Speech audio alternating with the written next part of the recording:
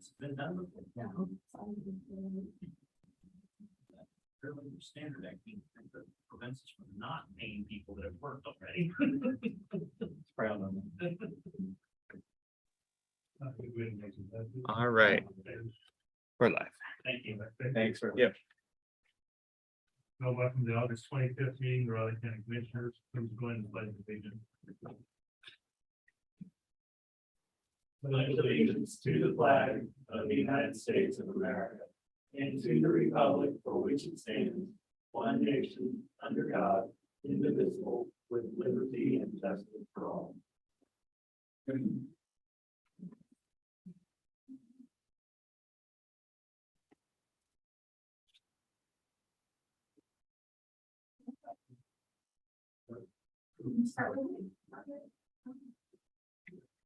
Well, good morning. Monday after our meeting, I attended the Departmental Coordination luncheon at the room hotel and introduction of all those present. Presentation was made by the Health Department, by the Chief Rose and Criminal Homeless Coalition, WS, on the preliminary results of the community health improvement plan. Commissioners each have attended individual meetings at the health department to go over these results and give their input. There will be a presentation to the public on Thursday, September 8th from 12 to 1:30 at the Family and Child Resource Center. Reservations need to be made by Friday, September 2nd. Lunch will be provided. Other agenda topic was on security options and procedures for USB 3 and 3.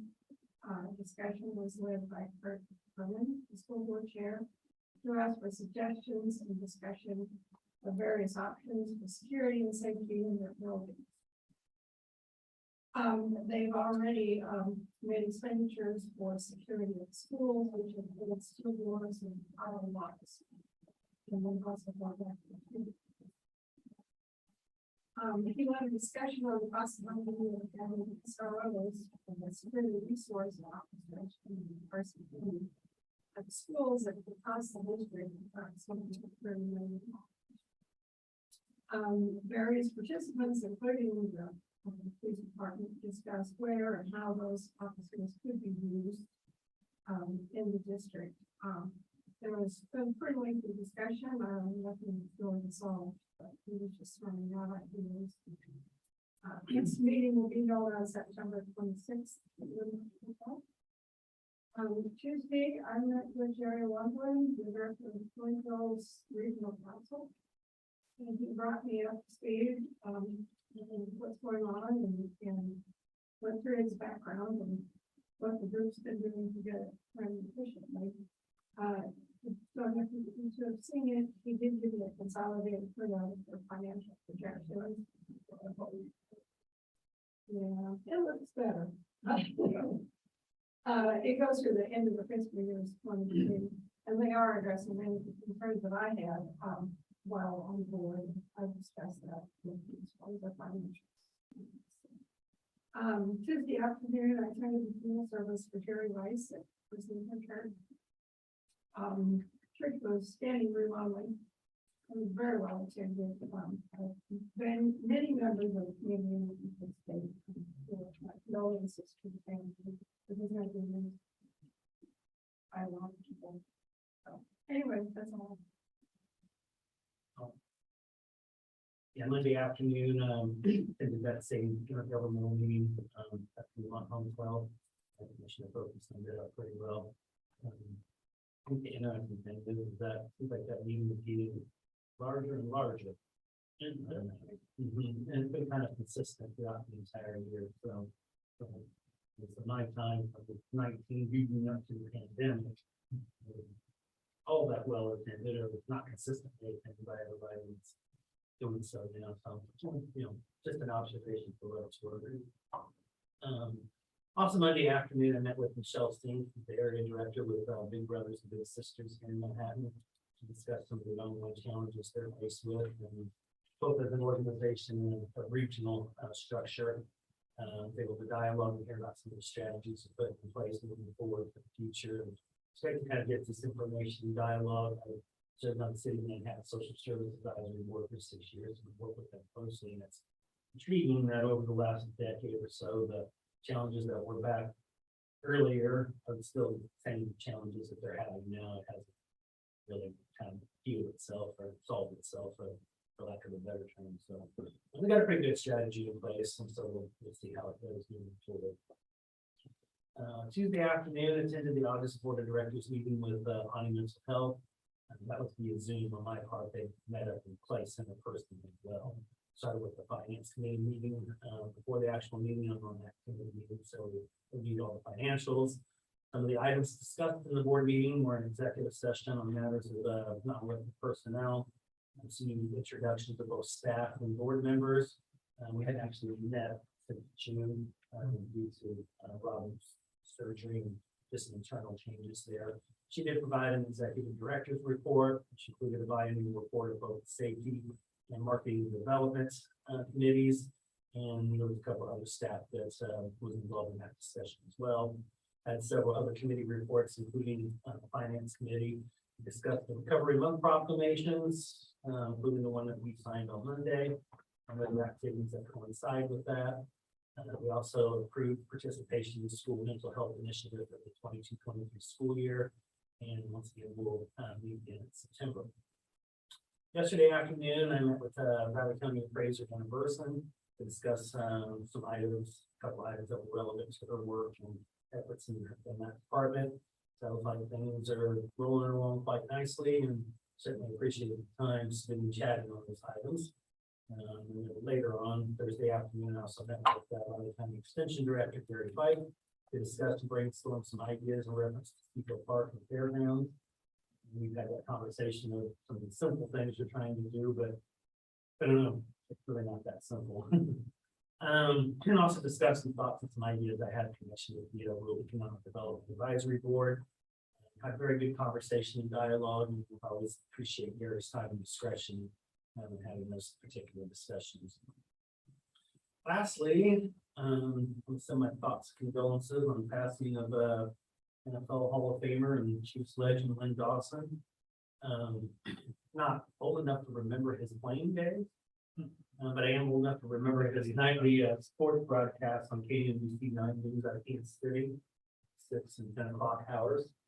Believe it or not, it's spent quite a bit of time listening as color analyst on the Chiefs radio network with Kevin Harlan and Mitch Holtis. I'm thinking yesterday that the 65 power track got called. Working on matriculating the ball down the field. I just wanted the opportunity to use the word matriculate. On that, I'm all good this morning. You come with it this morning. I've got one. That's it for me.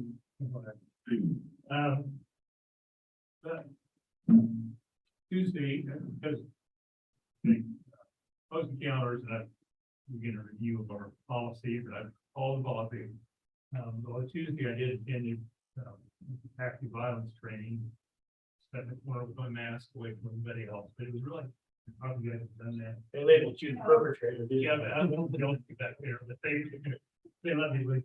It was really good. The guy who in class, it's really interesting. He had a lot of statistics that what really happens is supposed to what you read in the paper and stories about what's going on, He said sometimes it does look odd. He'd be sitting somewhere reading a stack of reports of all these violence, active shooter things that somebody watching would probably go, maybe we need to watch him. He's awful interested in those things. But I mean, it was really good information. Having had a mostly at home working on projects.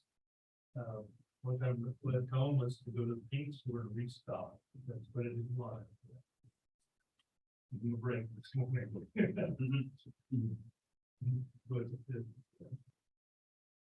Business. First and only business item we have, the motion to approve payroll. Most important item of the day. Go ahead and make that motion to approve payroll and accounts payable. I would second that. Been moved and seconded to approve payroll and accounts payable. All in favor? All three sign, please. Having changes in minutes. I didn't see anything.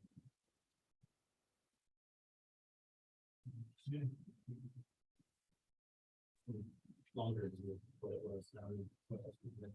Well, down section is the notes that. Yeah, that's right. Meeting, but long. Long meeting. But again. Yeah. Well, I'll go ahead and make a motion to approve the minutes as written for the August 22nd, 2022. Commission. Second that. Moving second to approve minutes of the August 22nd meeting, all in favor? Aye. Tentative agenda, commissioners? Good. Any items for next week's press conference? No. Okay. Next year, the conference for 9 o'clock. Good. Thanks, Michelle. Thank you so much.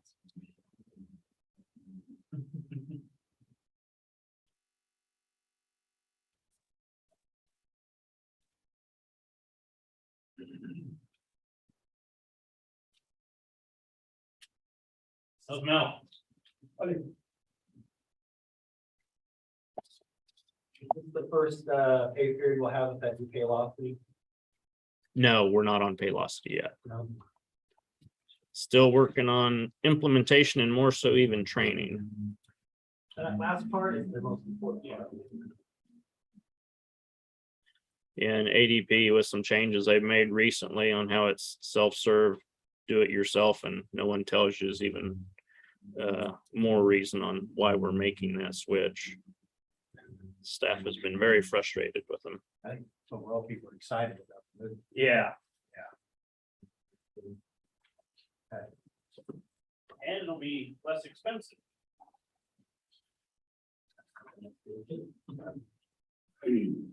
Very good. Well, thank you for that.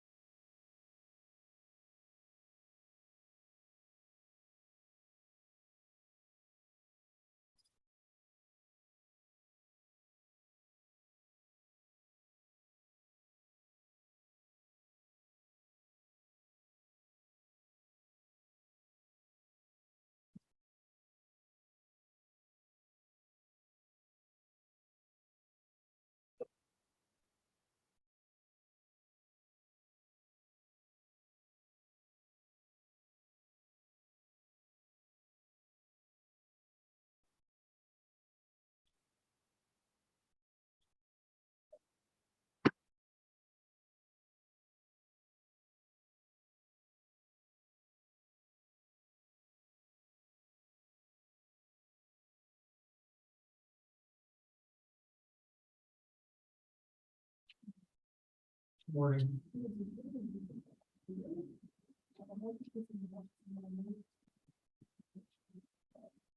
Online. That doesn't. That's here. Yeah. Those two big ones. No, out there. That's. That's one. They're gonna have to adjust the volume that's projected to it, yeah. All this does is. Within the rooms. I guess I could scream. I'm always told I'm loud already, so. I could be the cat and I was like, well, something, but then I couldn't hear you and I thought, oh, something's wrong. I do. Like, something, Yeah, but see, I'm just gonna take that as a compliment. yeah. I'm fine. I just had exposure. I haven't. Working with my son and grandson on the next day. One of them got positive and they have that. The other one. So, they're, yeah, they're, irritated. They've had enough sitting home. We're getting chicken pox or others in the time I've been crazy. I'm so bored. I watched the Masters. I've never been that one. But the grandson was thinking, I didn't get that. Okay. Yesterday. I had trouble hearing. That's what was written. Okay. You going around this morning? No, I'm running this whole thing. I ran yesterday afternoon, 2 miles. Waiting for the hottest part of the day or what? Sounds like poor planning. It is. About 2 young guys out running this morning, about if you wondering if you're out running. Okay, Christian, this is Kansas. If it starts snowing.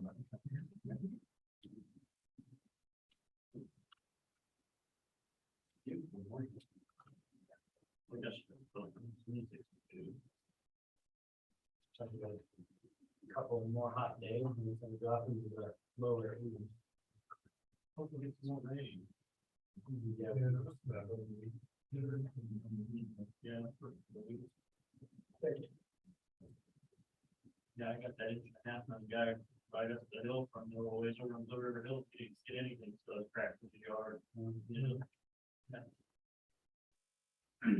Things were looking a little scorched there for a while before that. Wasn't the huge. Yeah, last one got really early, and targeted to get it, you know, nice surprise. Oh, man, corn and clothing. Oh, up in Concord. Cucumbers? Yeah. Oh, good, good. Yeah, they're big, juicy, crunchy. Yeah, they're big. Oh, thank you.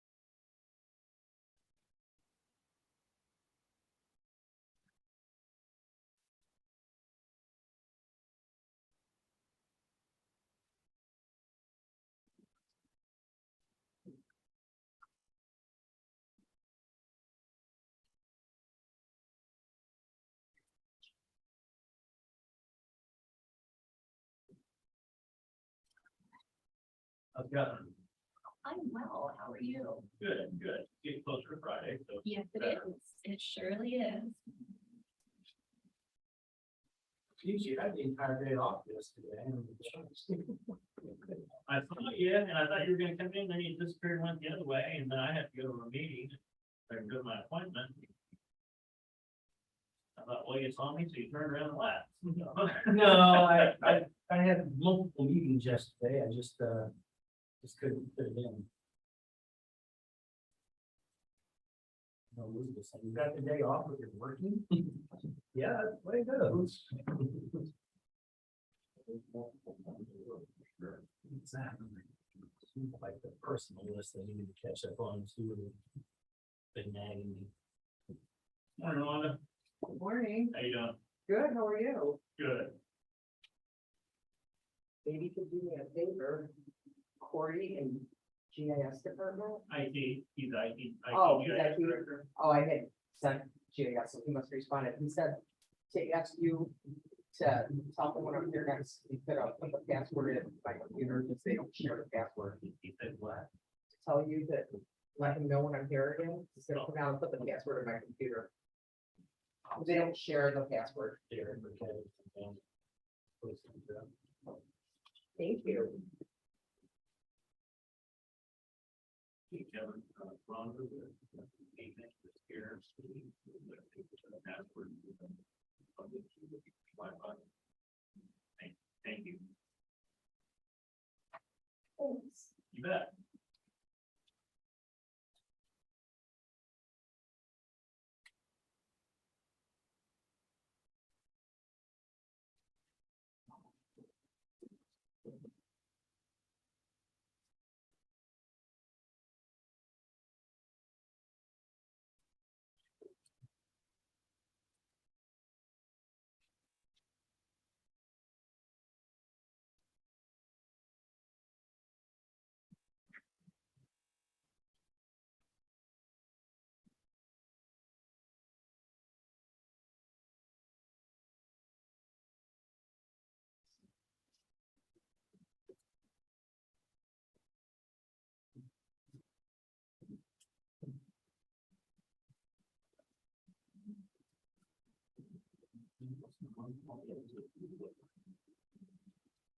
You sure? I know, nice looking.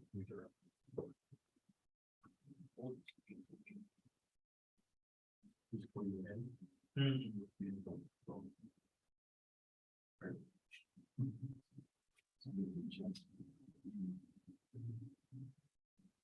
What's the elevation? There is a 7 to 4. Low this year, so it's actually should be like. What was the last one? Oh, we're up at 11.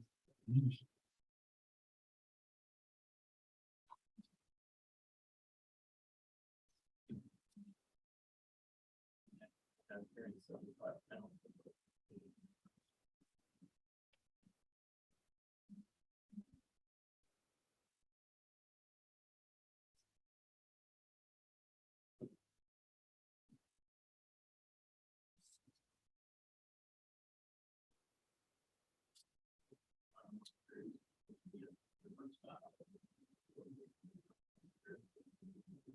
Really fun.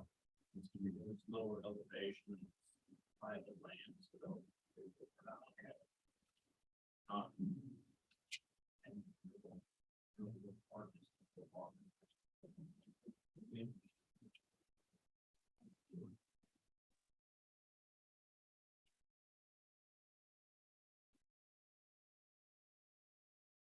Some of this. Yeah. Less of that. Less. We're not very long extended period. And I think you reached out, and the worst part is going down. That's when most injuries happen. It's not get laid. It's the fall. Yeah. You're just trying to give you a heart attack. When you're tired, Tired, you're going up, you're going down.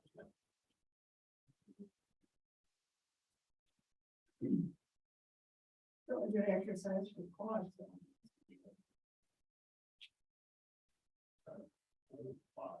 let's do a bunch of air squats. It'll help. Air squats. Make me do those. We've been doing it sets, do about 10 to 15 minutes. And go back. I've got it to 30. What is there? Just like doing a squat, but there's no way. Oh, yeah, I do preset.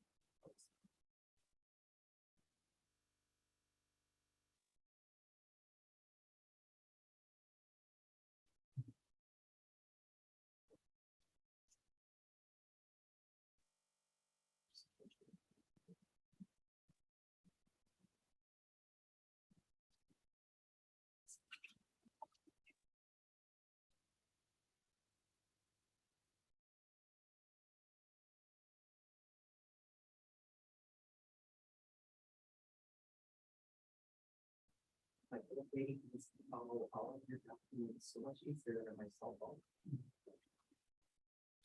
Yeah, I don't. believe it's so.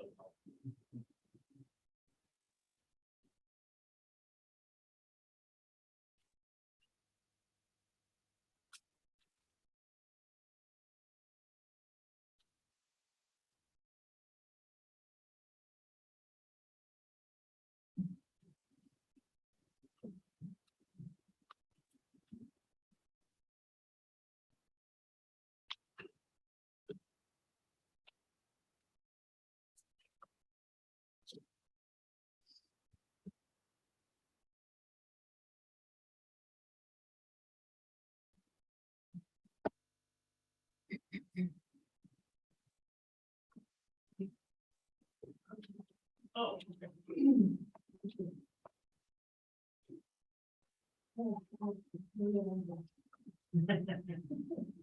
Yeah.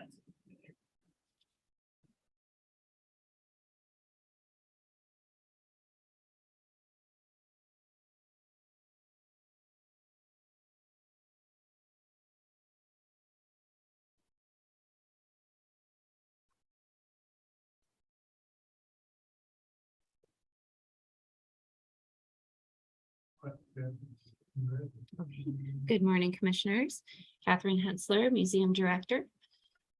This morning, I come to you to present a request that we received from PBS Wichita recently about filming a historical documentary segment at the Goodnow House Historic Site. So this request, they weren't able to give me too much information other than that the content of this filming is really just going to essentially highlight the historically significant buildings across the state of Kansas. The four that they were able to give me information on were Cedar Crest in Topeka, Allen Fieldhouse in Lawrence, Cimarron Hotel just outside of Dodge City, and then of course the Goodnow House State Historic Site.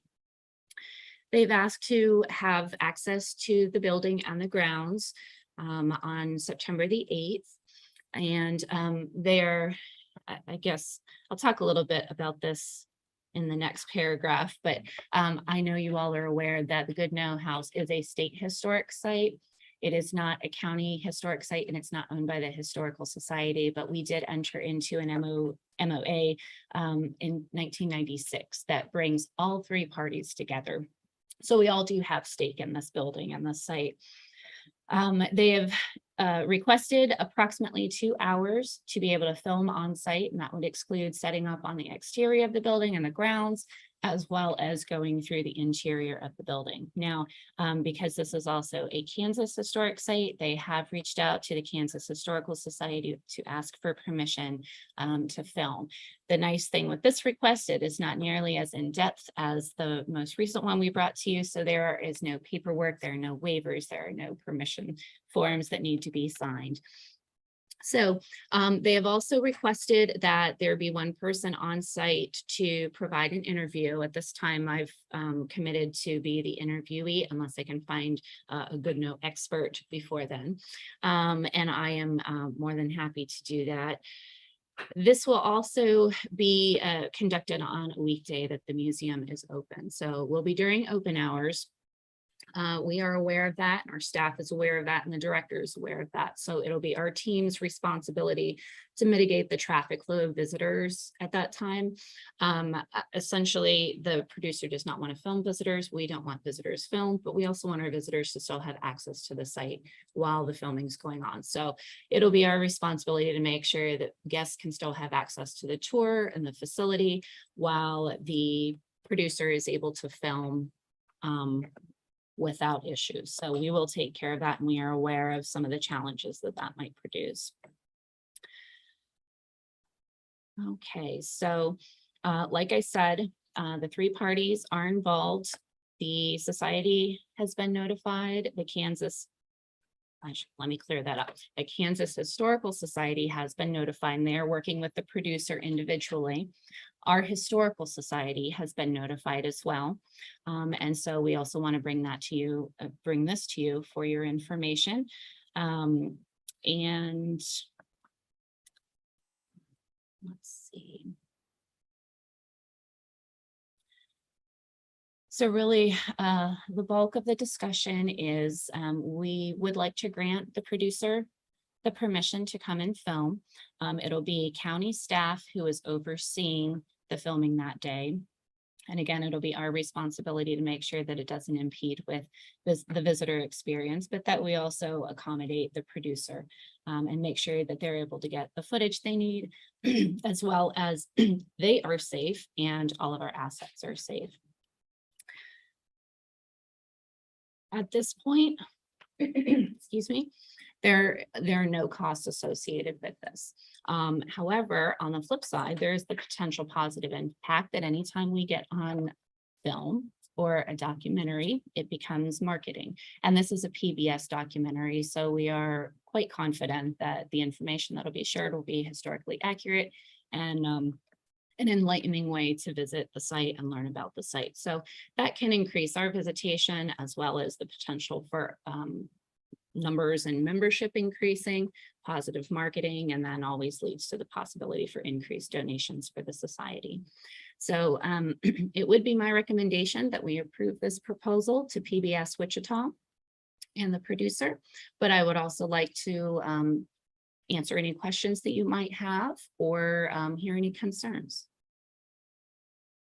Can that be involved in the same segment with Alan I Fieldhouse? was gonna say, our approval is based on, our approval is based on switching the.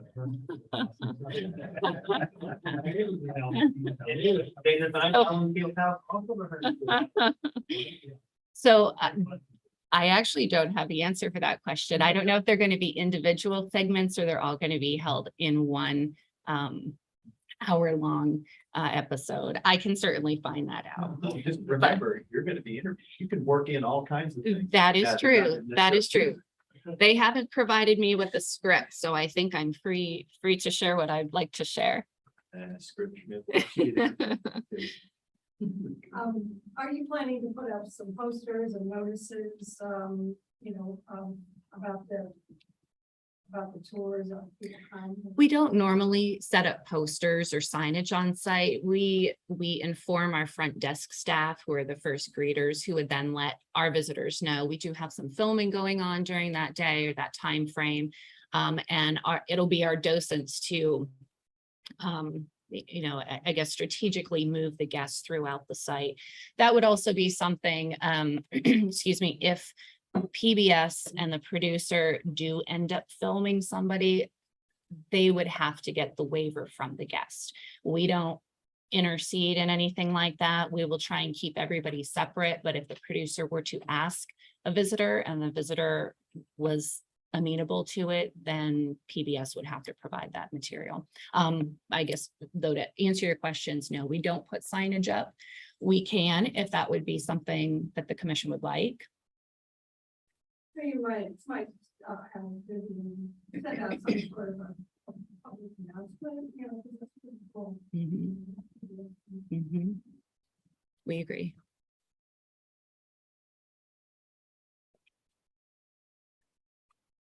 I heard, not Alan, that's all I'm gonna say.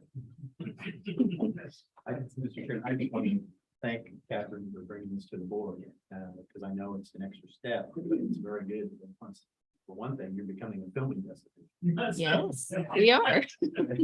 Also, because it's obviously great to let them know so that they aren't surprised when the documentary comes out.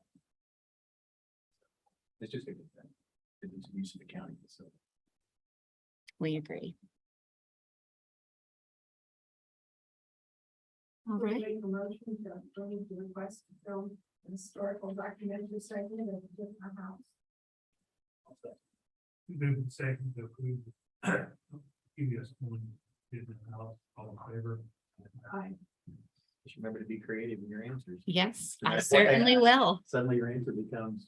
Go Cats. Exactly. I mean, I know they do edit things, but we have an opportunity. I'm not saying they end up on the pet- Thank you, commissioners. I appreciate it.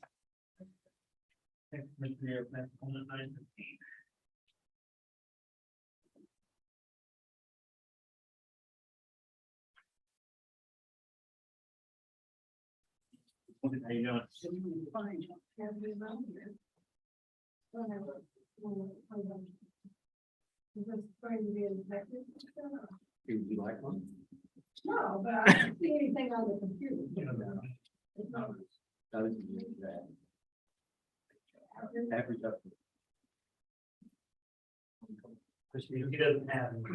No, I think I got a question. No. Executive session, no. No, I think you best be. No, but it's very more work for me. I'm thinking about you. That is fun. I'm normally doing right now.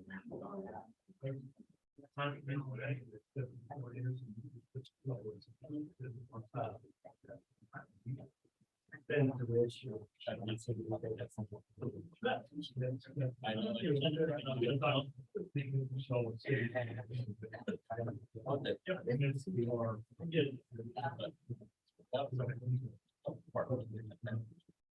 Yeah, you did. You're one. I think this question. Plans for the meeting tomorrow. Oh, no, I didn't see it even. Ah. Or Tuesday. That's the showing you there. Oh, No, not about the new meeting. I'm sorry, I was.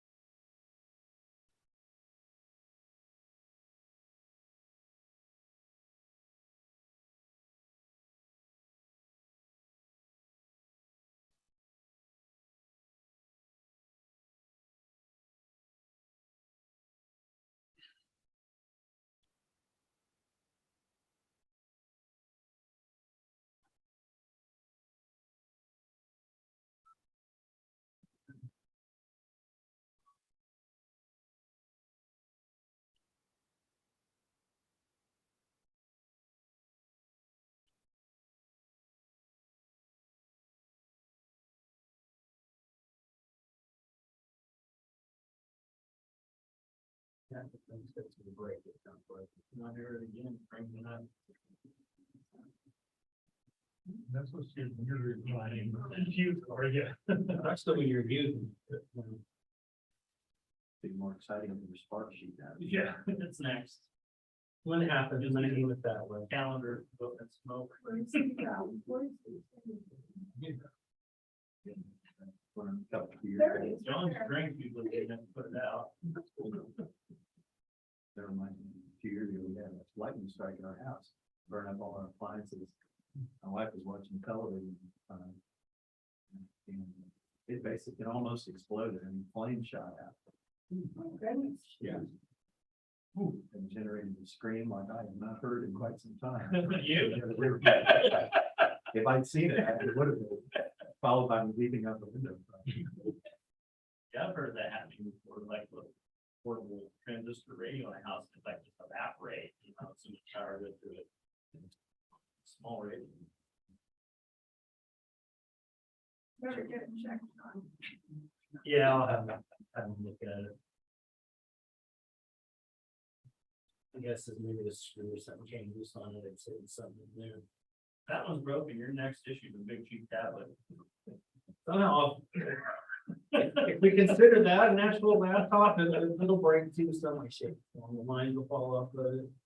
Embarrassing part, you also issued one of those first grade wooden pencils. I don't think those. Christian didn't even smile, he doesn't even know the big cheap tablet is. Google it, Christian. And that list of things you've never heard. And then buy one and write it down on said tablet. Then start turning more so we can head on that. Yeah. You'll know what it is. That would be funny.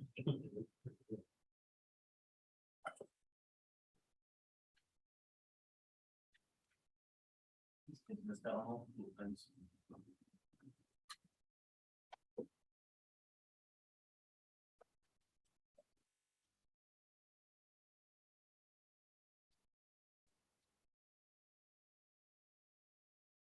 I'm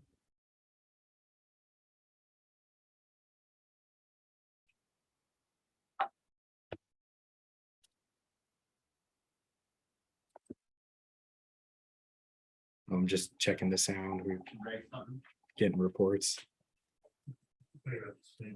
Yeah.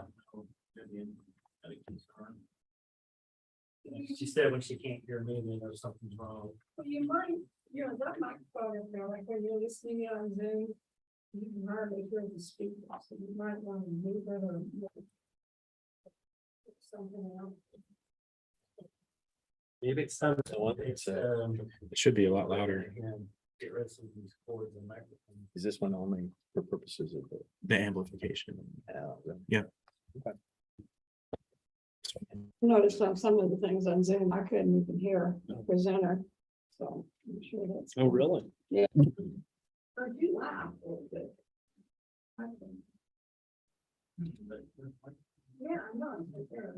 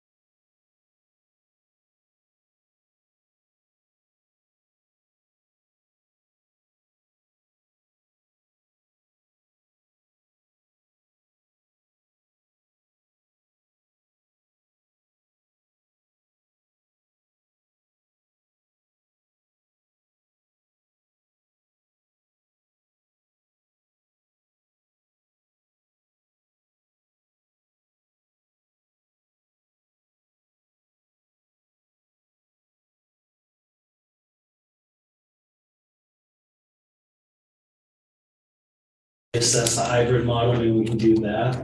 Is that a consensus? I present it to them that way?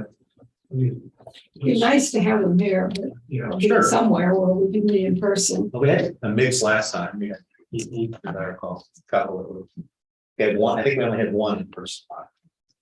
It was Representative Highland. Correct. Mhm. Correct. Don't remember anybody else was. I don't think so. I don't think so. But that was during a different phase of the pandemic. Do we want to see them between the election and the session or after the session starts or? Well, One before, they kind of let them know what we're looking at. yeah, we did. Yeah, but I would say that if you can, and if they're willing to attend, before the session would be best.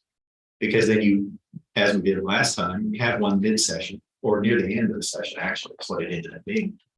Because you can either see where things are at the middle point of the session, or you can look and see what's really coming. And there's some value in that. Here's the other challenge this year too, is we have 5 or 6 districts now in Riley County, not the 3. So, There were 4, they added one district and then 2 of the existing ones are not, at least two are going to be new people. Right. And I've had contact from one of those students. might, And we don't give up this site today. well, I was just gonna say, it might be advantageous to wait maybe to early December because of the.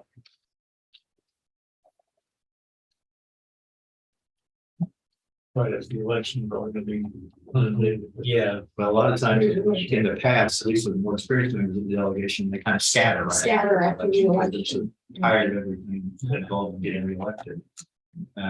That's why that's one advantage to allowing kind of a hybrid, because no matter where you are, it's hard to argue you can't get on Zoom. But you lose the advantage of the face-to-face conversation. So, early December, do you have a date in mind or a couple of dates you can tell me that, right? I know it's a long way off, but if you have some time period, if you can tell me that. December 1st is a Thursday and the 5th is Monday, so.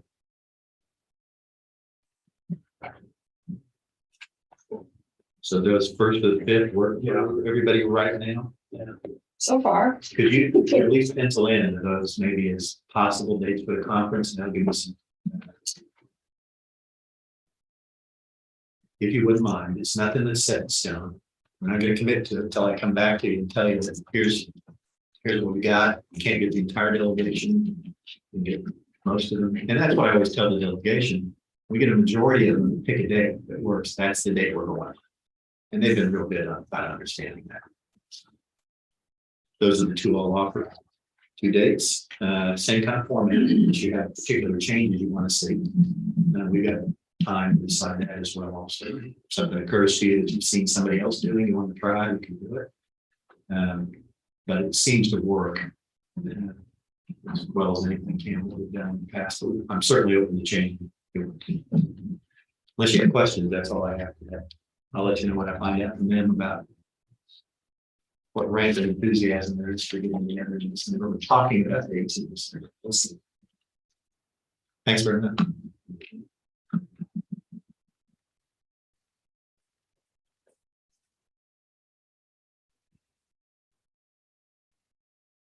Next commissioner, you have perimeter 9:35. Morning, Joe. How you doing? Good. Well,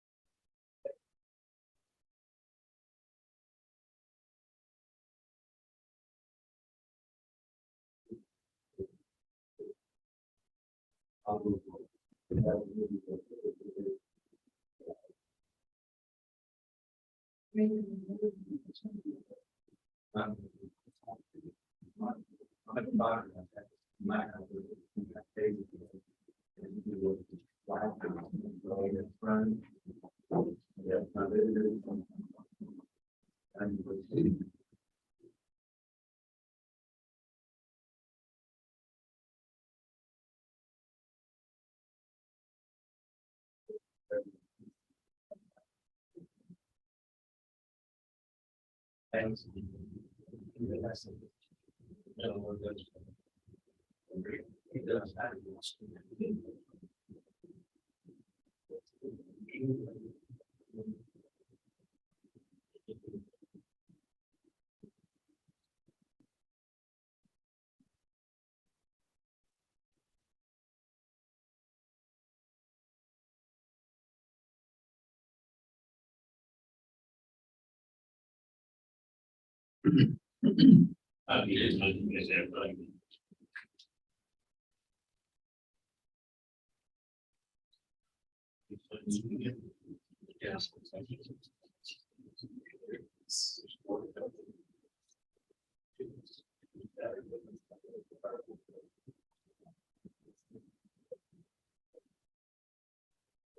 drive.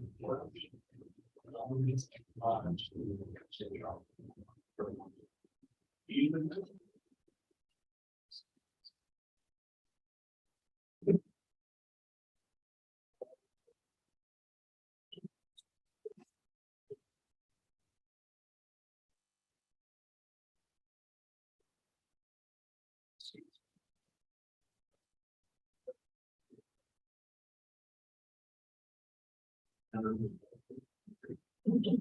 I agree.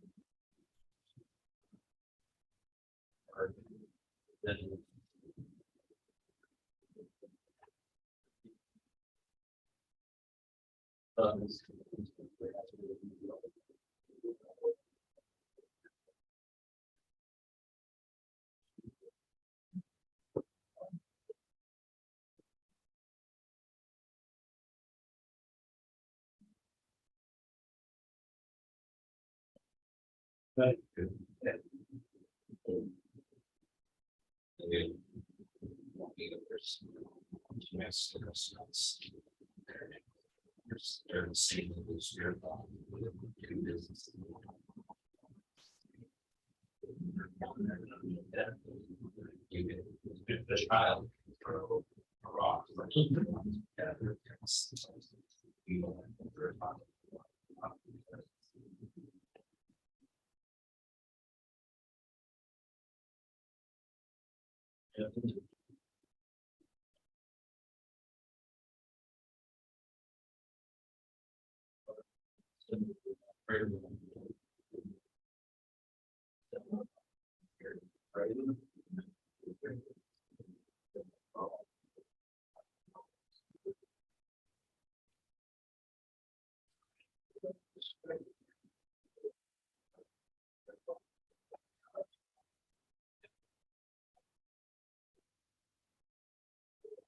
Oh, okay. Is it better than the first? Yeah.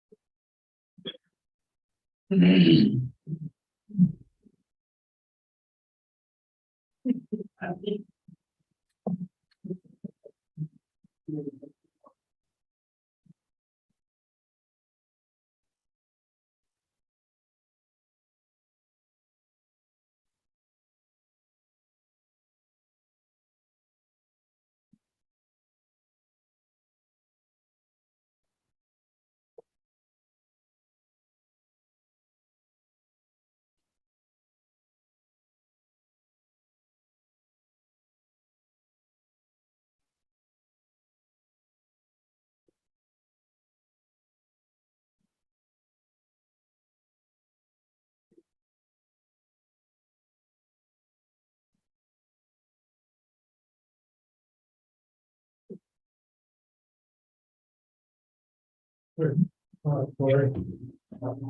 morning, Commission. Corey Meyer, IT GIS Director, here for a staff update. Busy month. When elections are busy, we're busy. Kind of goes hand in hand. A lot of our time and days was our staff helping with elections, which was a tough year for them. And we appreciate everything the clerk's office does in regards to elections, and we're happy that our staff can help with all the various recounts and all those kind of things that went on. It was probably one of the crazier years for us as far as being involved and helping out.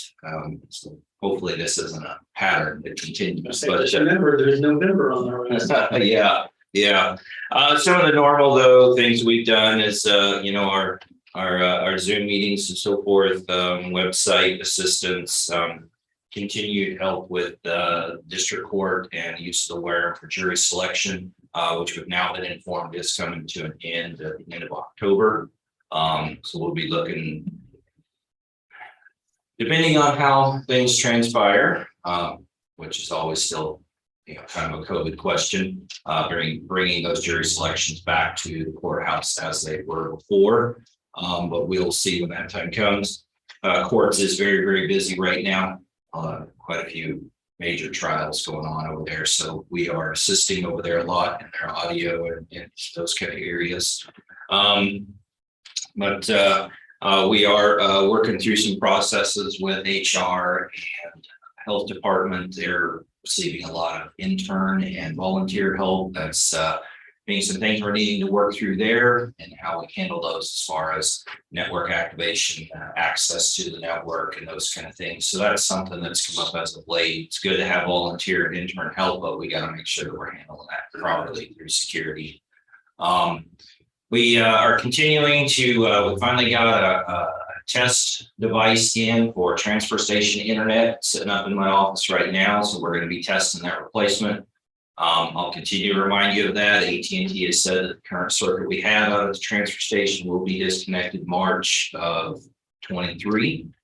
And so we have a device right now that we're ready to take that out, get pilot testing that as a replacement.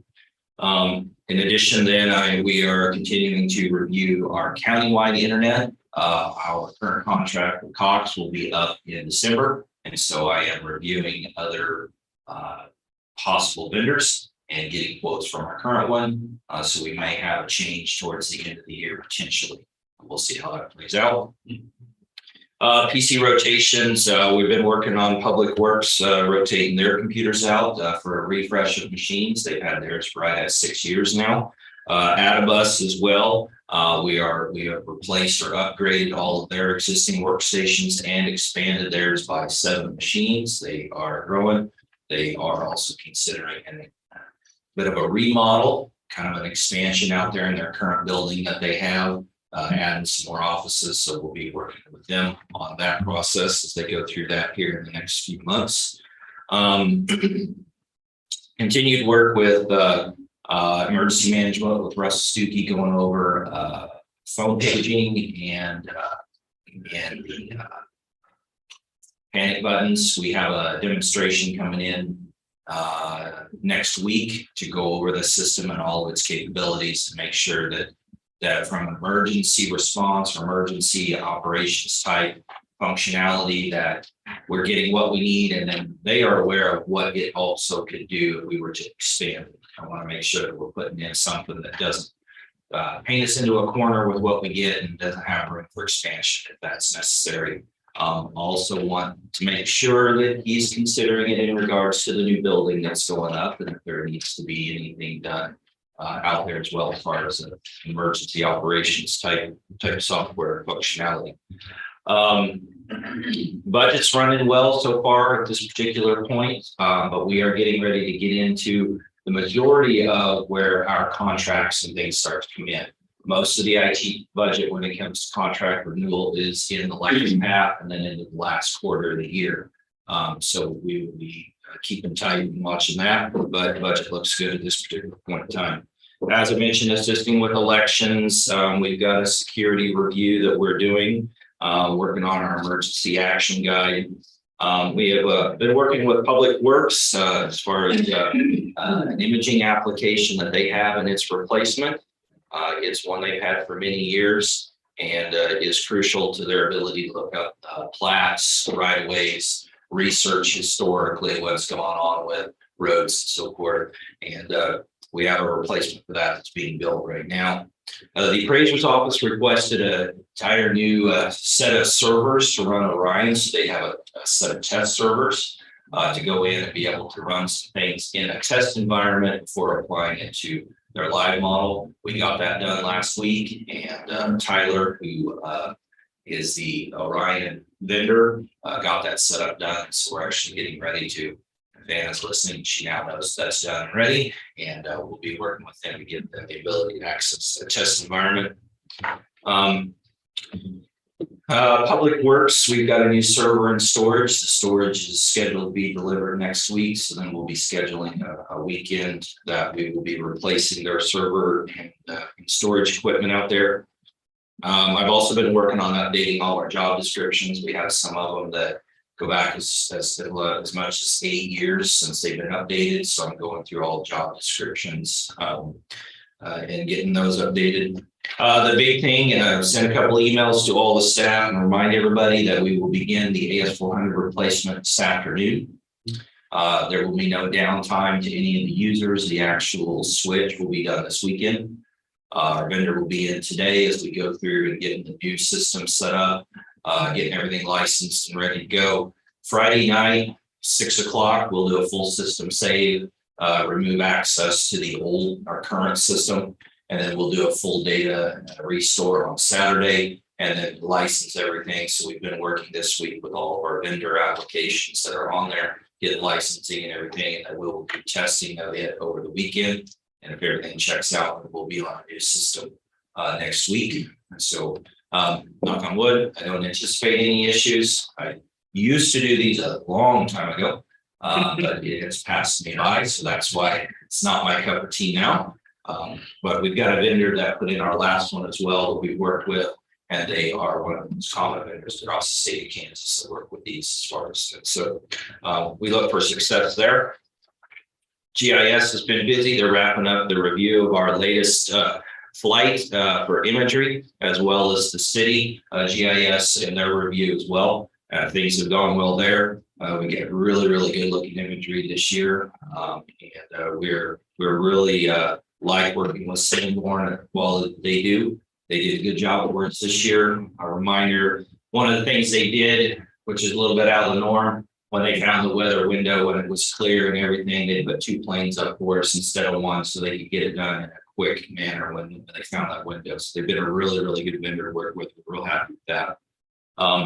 Also, one of the layers that they provided for us is a change in structure layer from the imagery 2 years ago to what's now. And that layer can be used by GIS, so they can go out and look at it and they can see the differences in structures on property from 2 years ago to now. That helps them in going out and doing their assessments and looking at some of those things.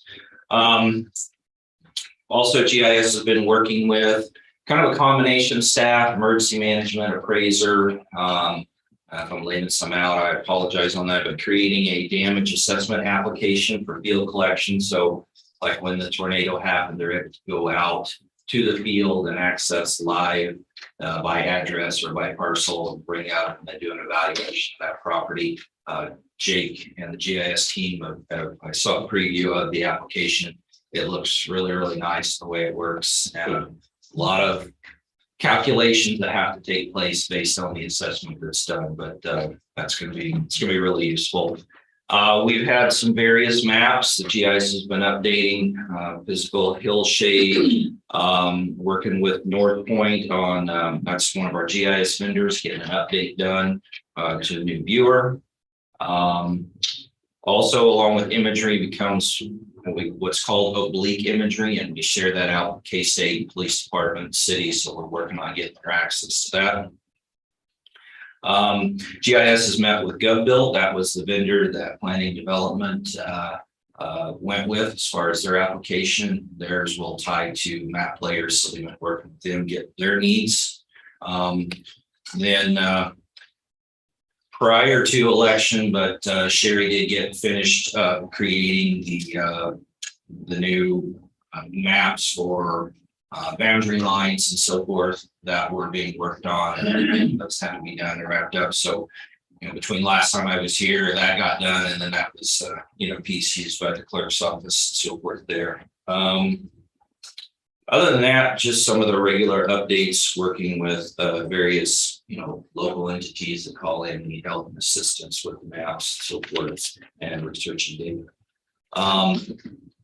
Coming up for us, like I said, will be the S400. I'll remind everybody again, and we will have our next big project. So will be the server replacement of Public Works, as well as storage, and just with the amount of work going on in the court right now, we'll certainly be heavily working there. So, any questions? All right. Thank you, Commissioner. Appreciate it. Have a good rest of your day. Thanks, Corey. Appreciate it. Next, Commissioner, you have Shelley Williams, 950. Are we gonna, when are we gonna do our redistricting for districts and changes? Do we wait till after the election's over, or do we start working on it? At this point, you have to wait till after. Yeah. Yeah. And we got a lot of work between point A and point B, and we haven't even finished the current election, so staff's gonna have to have some time to put it together, but it's not an easy process, and it's nothing you have to do, you just have to consider. But it's, we've got the, it says here, reworking the population of the precincts from the census, so we've got those numbers and.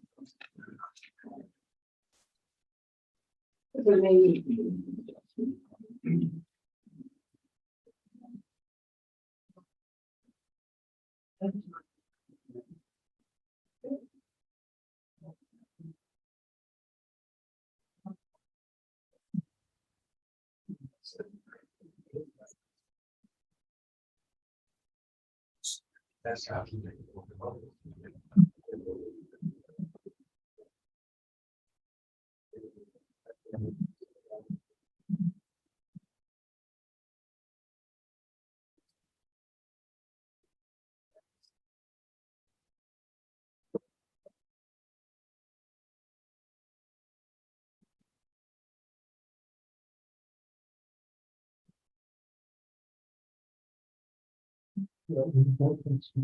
Yeah.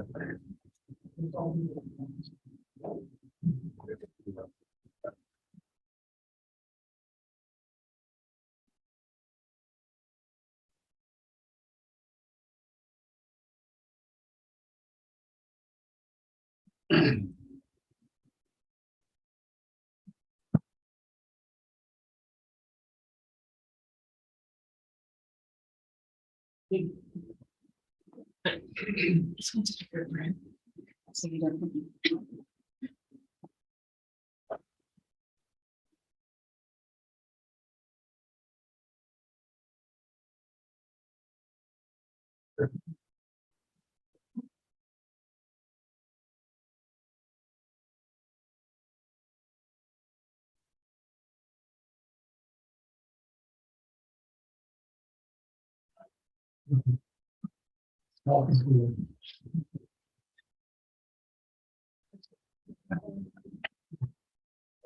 there, that wouldn't be,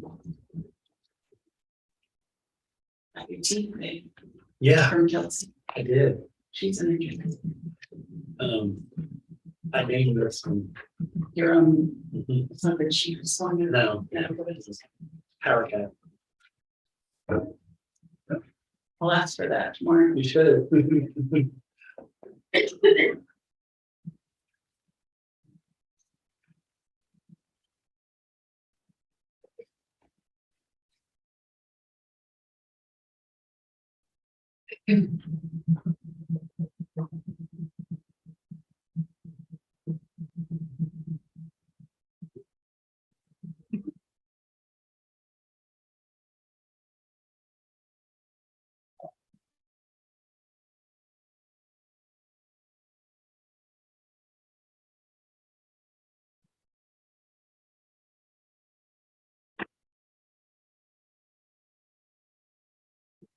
So it's 9:50, you ready? Yeah. Okay, good morning. Thanks for having us. I brought a few helpers today and I want to recognize District Court Judge Kendra Lewison is with us, who is one of our drug court judges, and we're glad to have her, and a couple other special guests that will introduce themselves here in a second to help with the presentation. So get started.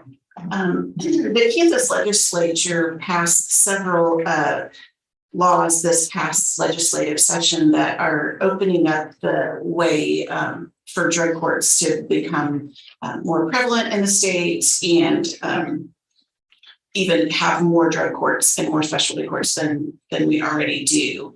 They authorized the Supreme Court to adopt specialty court rules and regulations. They established the Specialty Court Funding Advisory Committee. They established the Specialty Court Resources Fund. And they authorized the courts to order defendants to participate in specialty court programs, as well as allowing expungement of certain convictions when defendants would complete a specialty court requirement.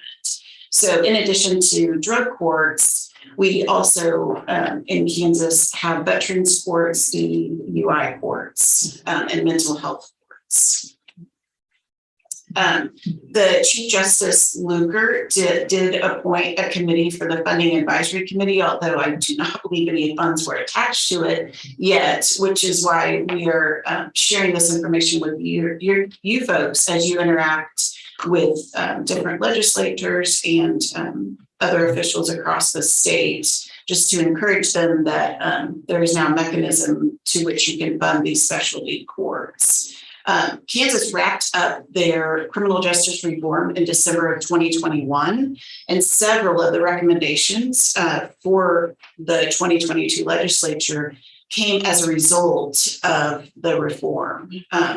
One of the successes of the reform bill was this Specialty Courts Funding Advisory Committee.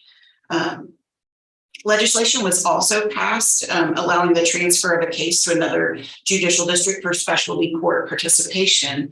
And we are testing that out on a small scale as we speak, and borrowed one of Saline County's drug court participants to help us get started with our Oxford House, which is a sober living house for males here in Manhattan.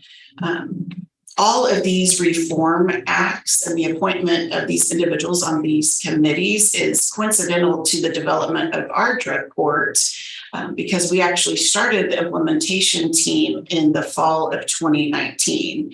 So I mainly just wanted to highlight those folks in case, again, any of your interactions as we move closer to the legislative session in 2023. The committee called Specialty Court Committee is separate from the Specialty Court Funding Advisory Committee. I am humbled and honored to note that I was recently appointed by the Chief Justice of the Kansas Supreme Court to be a member of the Court Specialty Court Committee, and have attended one meeting and was asked to be on the startup subcommittee.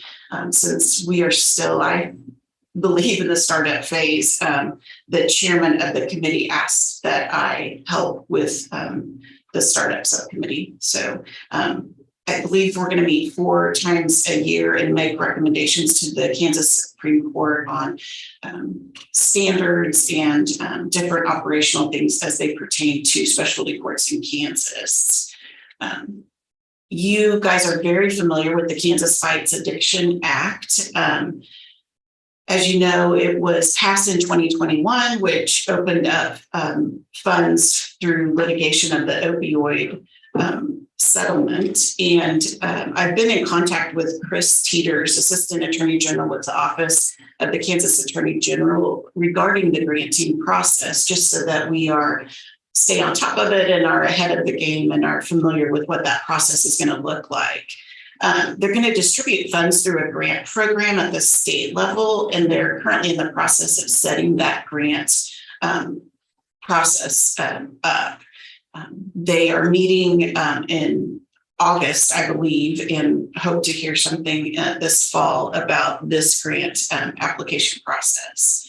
And of course, we look forward to working with you folks as 25% of the funds will come to municipalities to be administered for the sole purpose to prevent, reduce, treat, and mitigate the effects of substance use and addiction.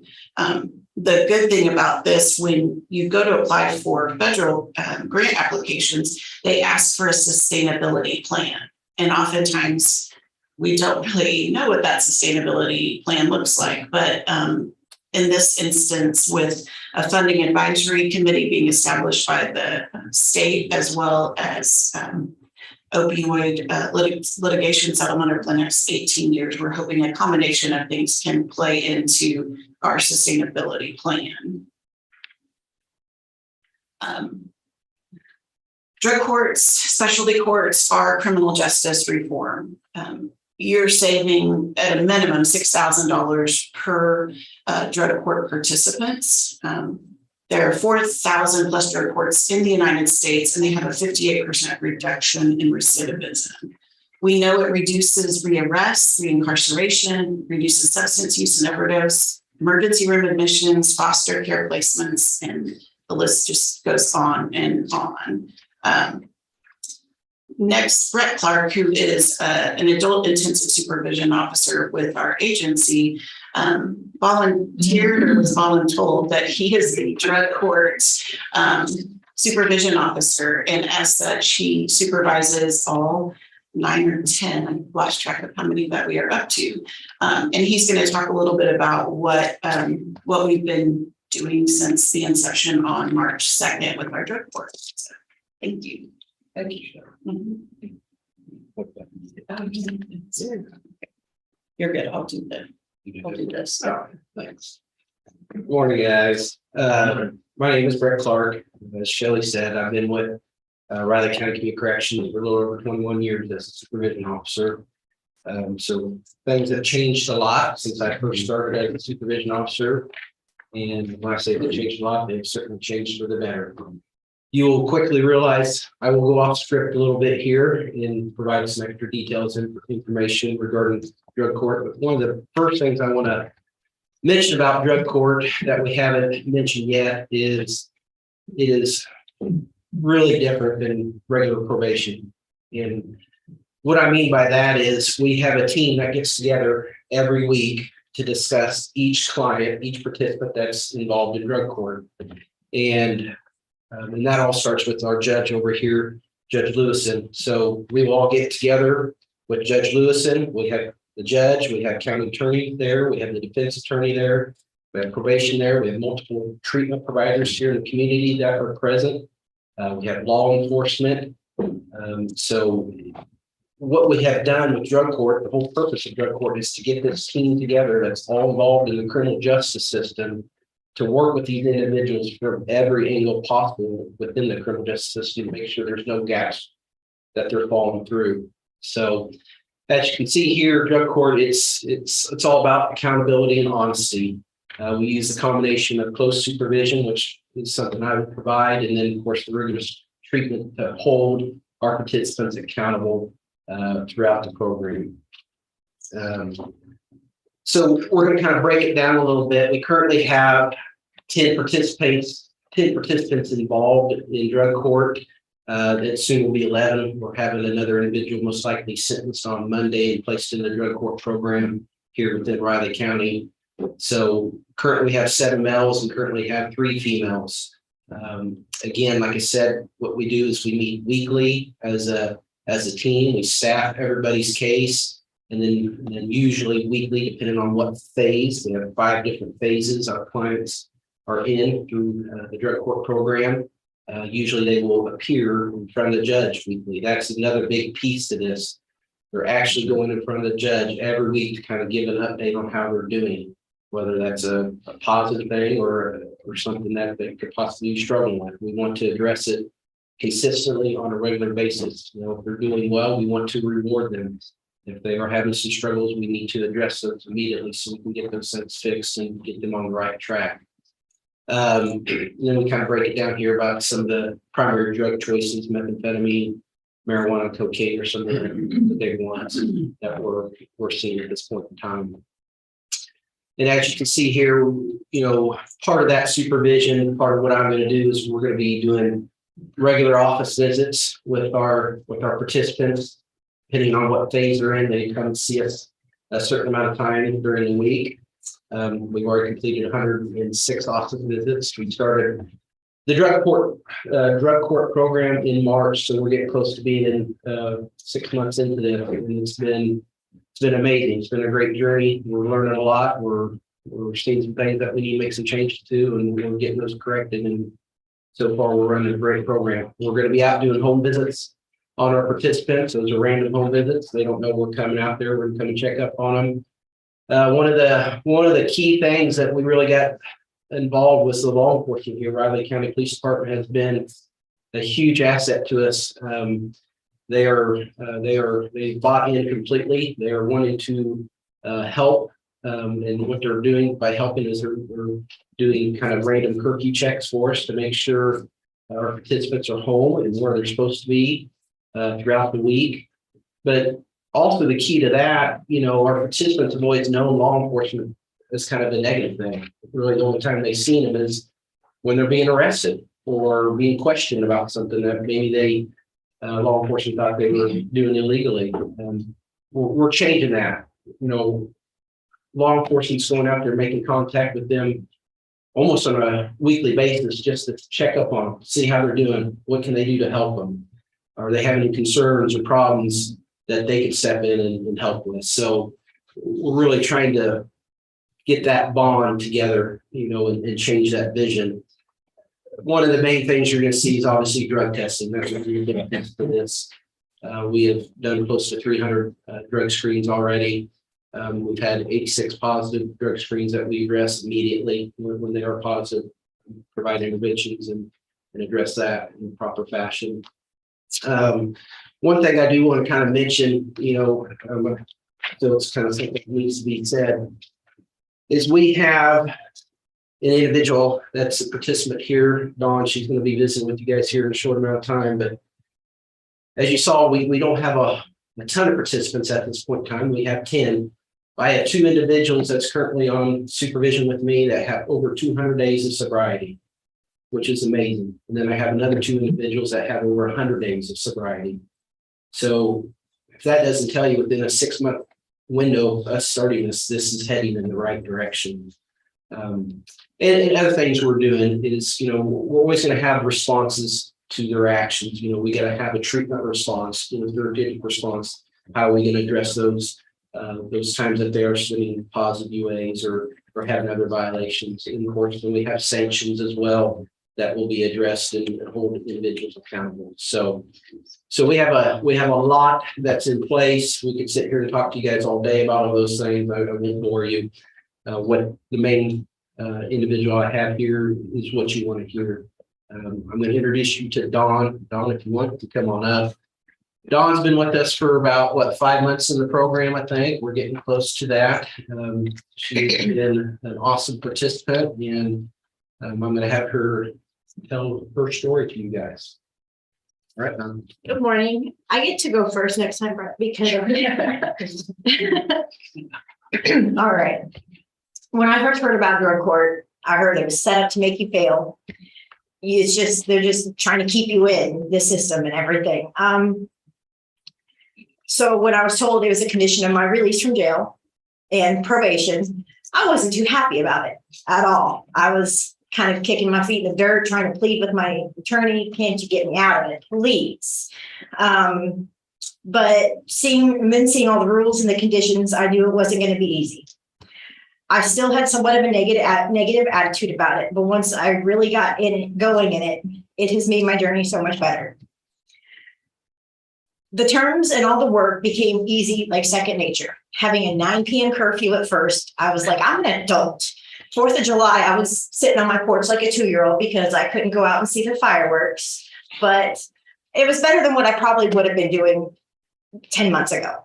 Last 4th of July, I know it's a lot better than what I did last 4th of July. So the term, I already said that, sorry. The encouragement and the strength I get from each court date and every single person on the team has helped me become the person in front of you.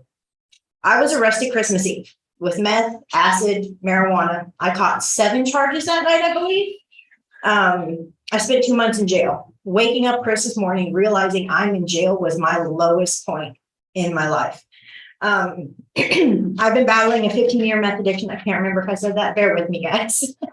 I have 4 children, 2 of which I am not allowed contact with. My 2 oldest I get to talk to, and they've learned that their mom is a different person now, and I owe it to drug court.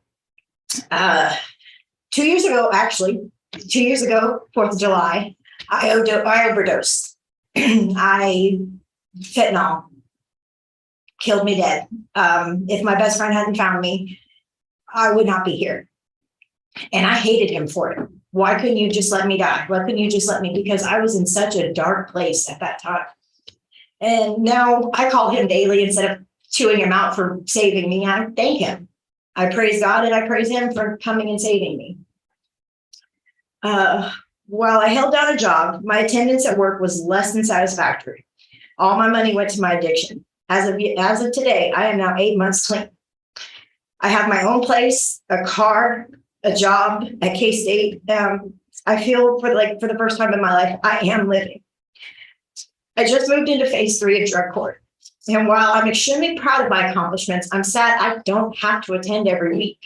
I kind of kick my feet at it all the time. I'm like, well, guys, don't you love me anymore? You know, kind of feel like when I'm off probation in drug court, they're going to break up with me. Like, that's going to be the worst breakup I've ever had.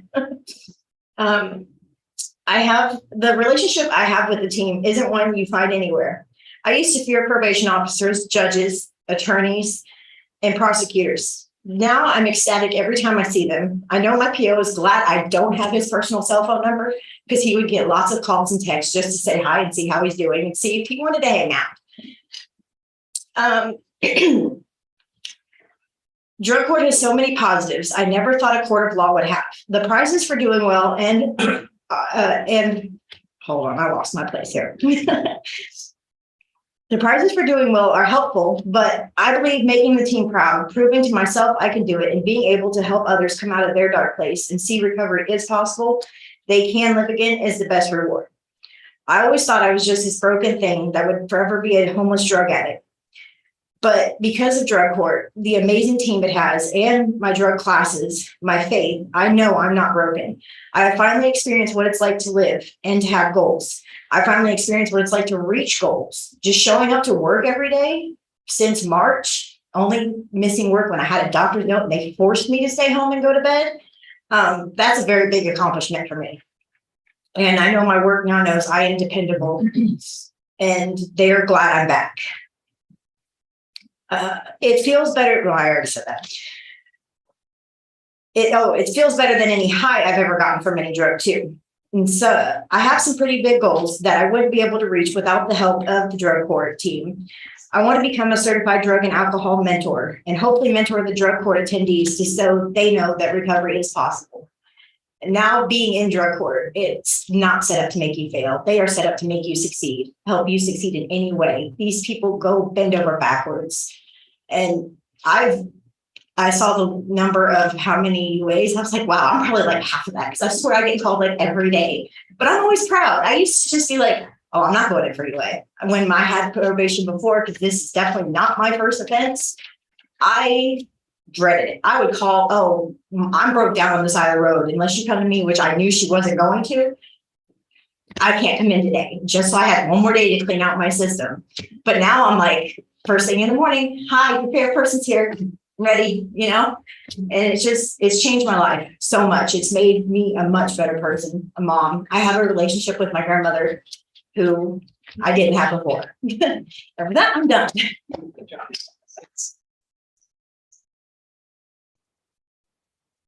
Apologize for being over by 4 minutes, but I thought it was important that you hear the real story versus Shelley. So thank you for having us. We'll keep you updated, and if you see any of those people on the committee, let them know.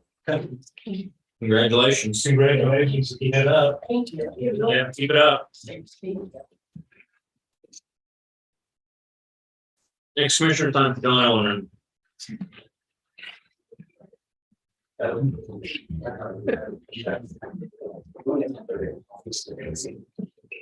morning. Morning. Morning, John Ellerman, Public Works. And today we're talking about some right of way that we are trying to. Let's start. Mr. Graw approached the Public Works and a while back to see our interest in maybe vacating some right of way around the off of Stag Hill, around the old bubble wash, car wash area there by Stag Hill Golf Course. I think Mr. McGraw has some plans that he'd like to develop that area with maybe another building or some such, and he needs a little extra room for building setbacks and parking and stuff like that. The idea would be to maybe vacate a portion of that right of way off of Stag Hill Road. I think the plan here, it's a little big though. Would be about 40 foot off of the edge of the road on that south side. Along the length of that property from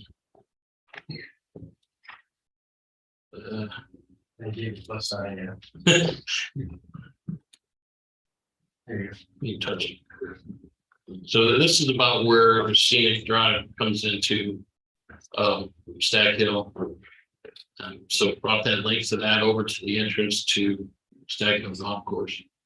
The red would be the area that he's requesting or would like to ask to vacate. And so this is not really the start of the petition process, just to get a feel for a commission with their willingness to vacate some of that is. Having enough right of way, we would have plenty still to do any expansion of roadway in the future. We still have 90 something feet on the north side of the road of right of way from this being the old KDOT highway, the old KDOT right of way from Highway 15. They turned over the right of way to the county after the new highway was built. So I mean, that's what I had to present to show you there. I'm sure probably Mr. McGraw can ask you answer some questions if you have. And I think the planning department is all here too. I can't answer anything that you might have there. I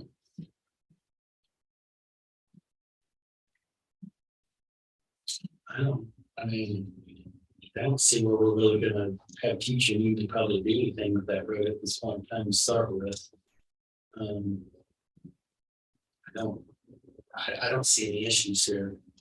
Kind of feel bad through the years that you built the new facility out there and then all of a sudden the road moved and took all your business away from that particular location, and not that you can't get into there, it's just not as convenient. So from that perspective, I don't.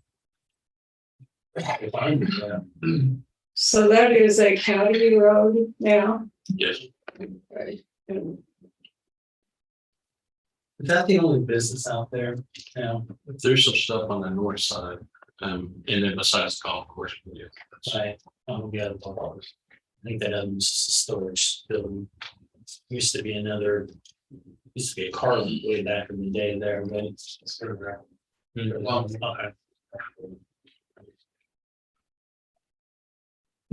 He'll still have some other issues, we can get through the planning department with some variances of, parking and those type of things, and maybe flood way issues or floodplain issues, but I think from what I hear, some of those could be, corrected our way to allow this to happen. Once he goes through some of this other project, there'll be later on, if this all works out well, a formal petition process to vacate that portion, right? So at this point, you don't know what portion you're talking about. We're talking about the red portion. Just, Yeah. okay.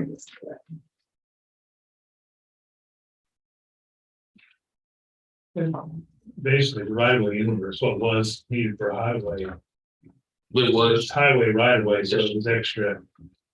More than what a county road needs. yes, sir, actually, the road, the end of the right of way was right up against this line here. The old right of way was.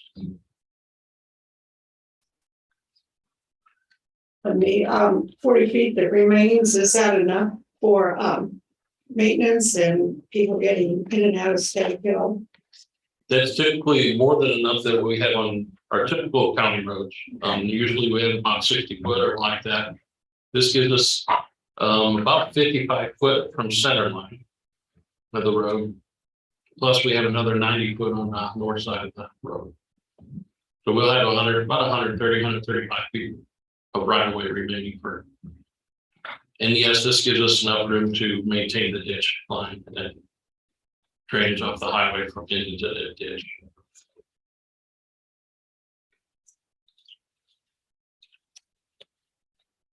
I don't see any problem with even. Like if you were to do anything with the road, it probably make more sense to do more anyway, so they would probably need to attach that scenic drive at that point, so. I don't see any complication at this point.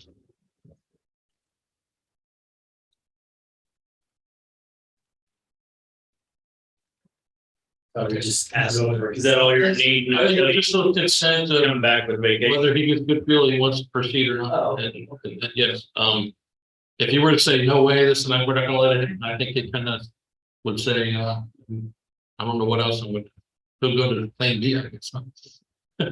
So, yeah, that was what today was for, was just to get a consensus or a good feel on how the board might react to a petition to vacate the right of way. So that's what you'll do next, is do a petition to vacate the right of way and get that on the agenda, John, But in the future, it's at some point, yes. Yeah. if Joe decides to go forward. Right. Just so we're clear. Okay, thank you. Thank you. Next commissioner, Bob Isaac at 10:20. Thanks, Joe. Thank you. Appreciate you hearing it.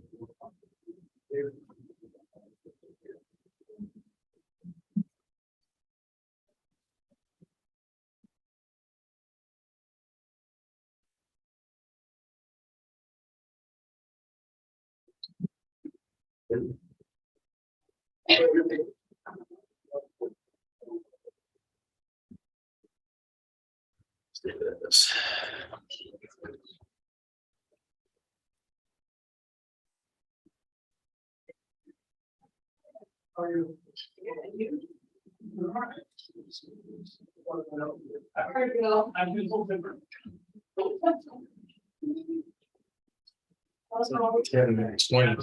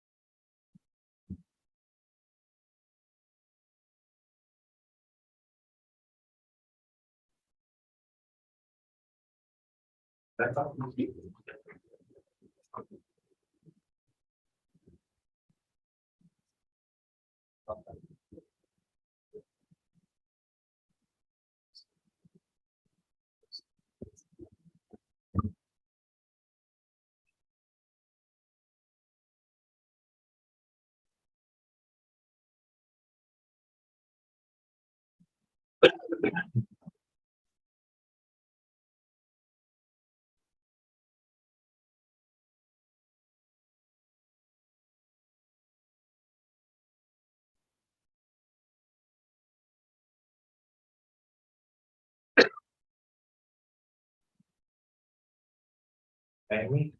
Hi, Paul. How are you? So we're in this matching shoes.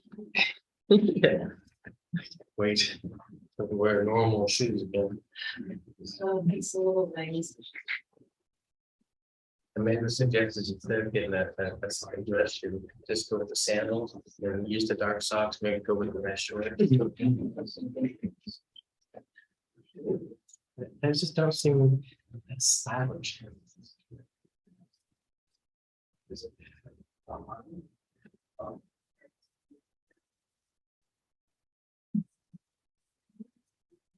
Think dark. Yeah, that's right. It's all set up. Right. Okay. I guess we can get started. Good morning, folks. Representing the Dennis and Carolyn Ford Trust. Dennis and Carolyn Ford have made application with Raleigh County Planning and Development, requesting approval to rezone an unplatted tract of land from AG Agricultural District to SF1 single family residential and plat the tract into a single lot. The subject property is generally located approximately 1,975 feet north of the intersection of Sen Road and Tuttle Creek Boulevard on the east side of Tuttle Creek Boulevard. The subject site consists of a 0.94 acre unplatted tract developed with a single family residence and a portion of a contiguous undeveloped and unplatted tract of land. When the applicants bought the surrounding ground for agricultural purposes, the existing home, which was built circa 1966, was part of the transaction, though the applicants didn't want or need the residence.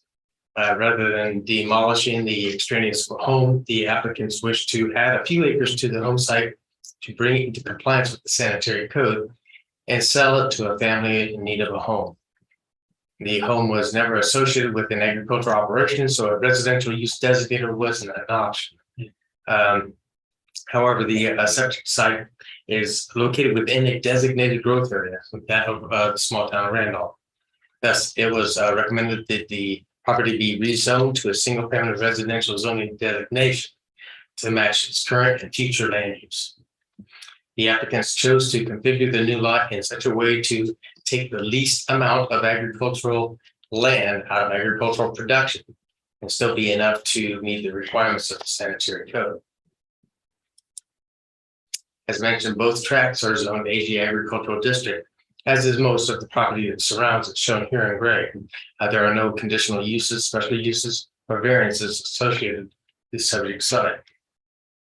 The County Fire District number 1 will serve the site. The nearest county fire station is the Randolph Fire Station, located at 111 South Front Street in Randolph. The subject site is located within 5 road miles of the fire station. And just point this out, this is the actual property line between the two tracts. This is the tract that has the house on it, and this is portion of the unplatted tract that's contiguous to this tract. This will be added to this property line will be vacated with the plat. This is the preliminary plat, which illustrates the orientation and location of the proposed lot boundaries and general topography of the site.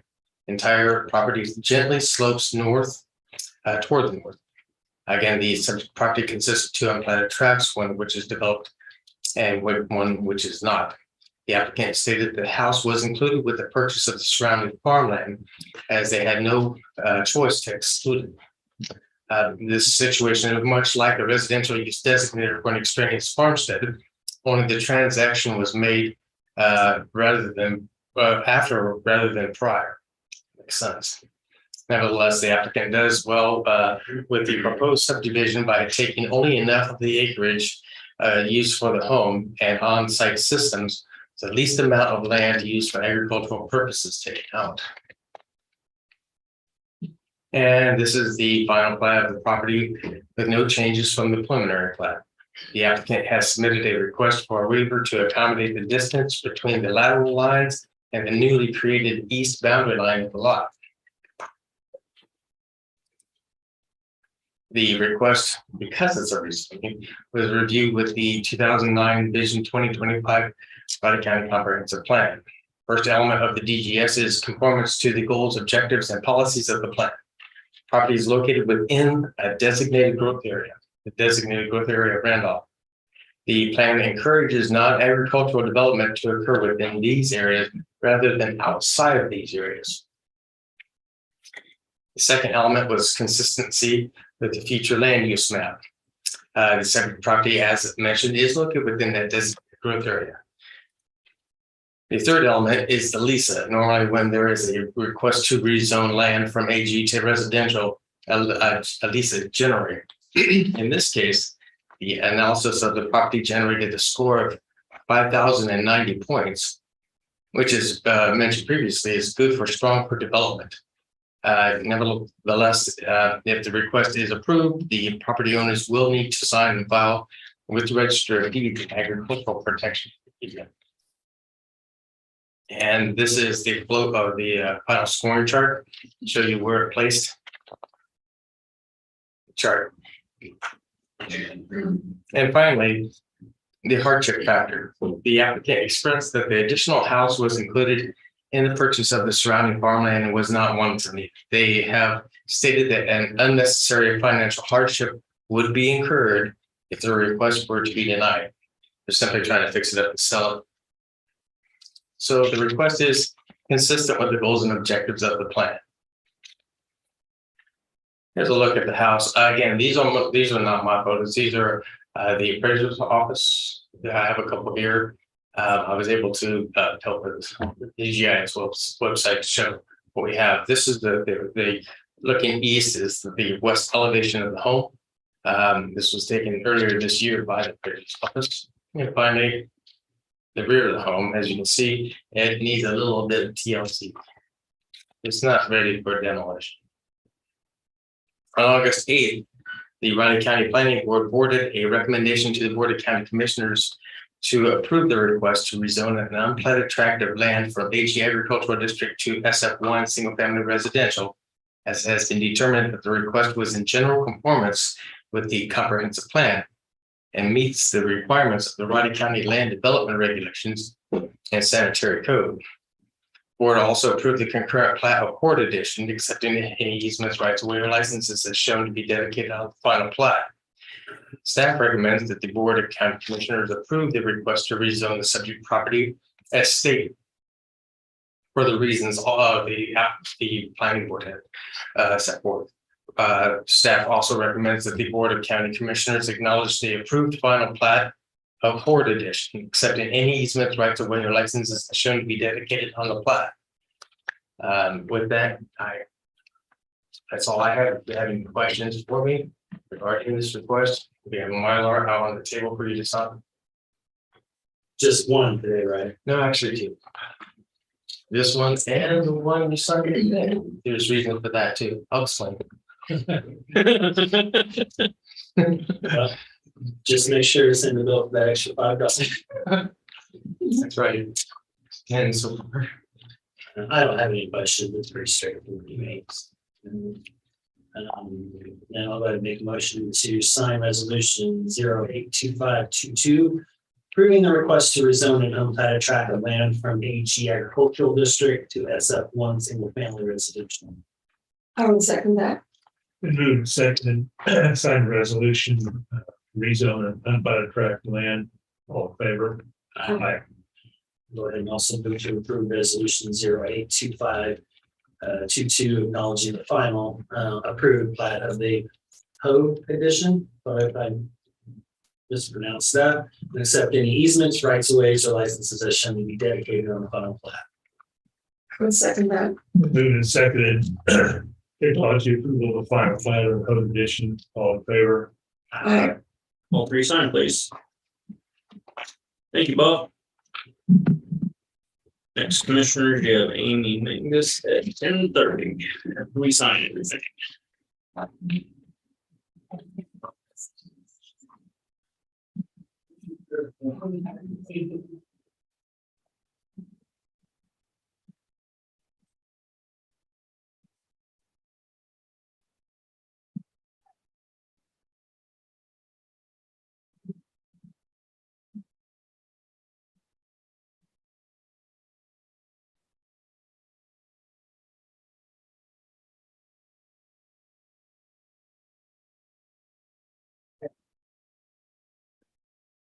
That's one of them. Yeah, or did I give you both up? Or is that all? So that must have been all of them. Yeah, okay. So, Should be 4 signatures, I think. yeah, okay. Oh, okay, yeah. Yeah, okay.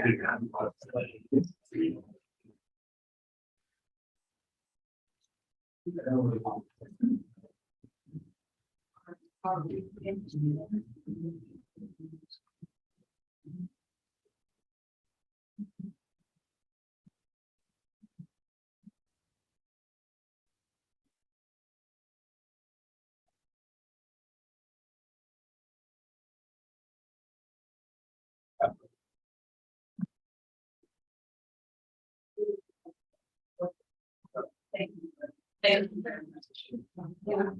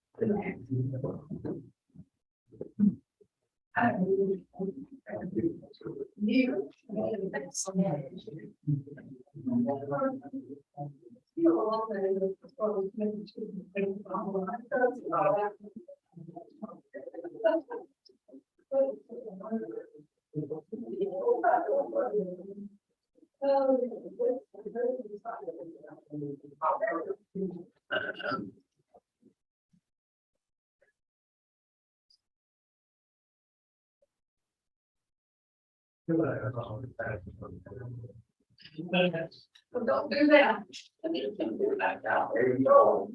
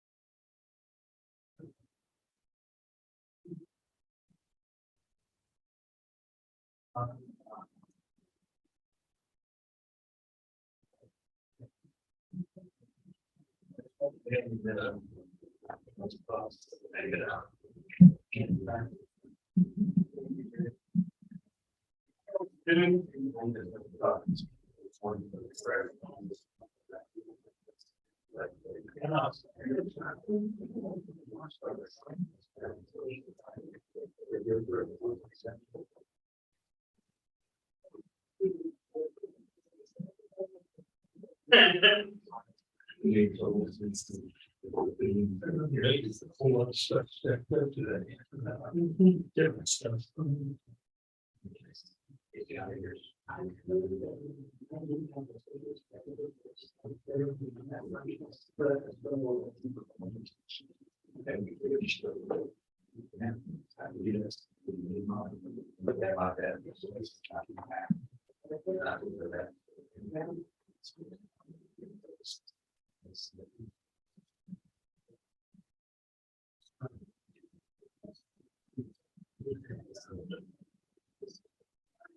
You ready, Amy? Oh, yes, I'm sorry. Sorry, that is my fault. It's a problem solved. It's a lot of meetings and attendance. Oh, Good morning, we maintenance register needs. Today I have a brief summary of our revenue figures through 3 p.m. on August 22nd with comparable year-to-date information from 2021. Our total indebtedness is up by about $154 million so far for the year, with all of our other fees being down from the year before. With a total, we're about $151,000 behind in total revenue compared to last year. We've only filed 11 plats compared to 27. That was 27 was small for last year. This year seems to be mostly people taking multiple lots and replatting them into one big one. So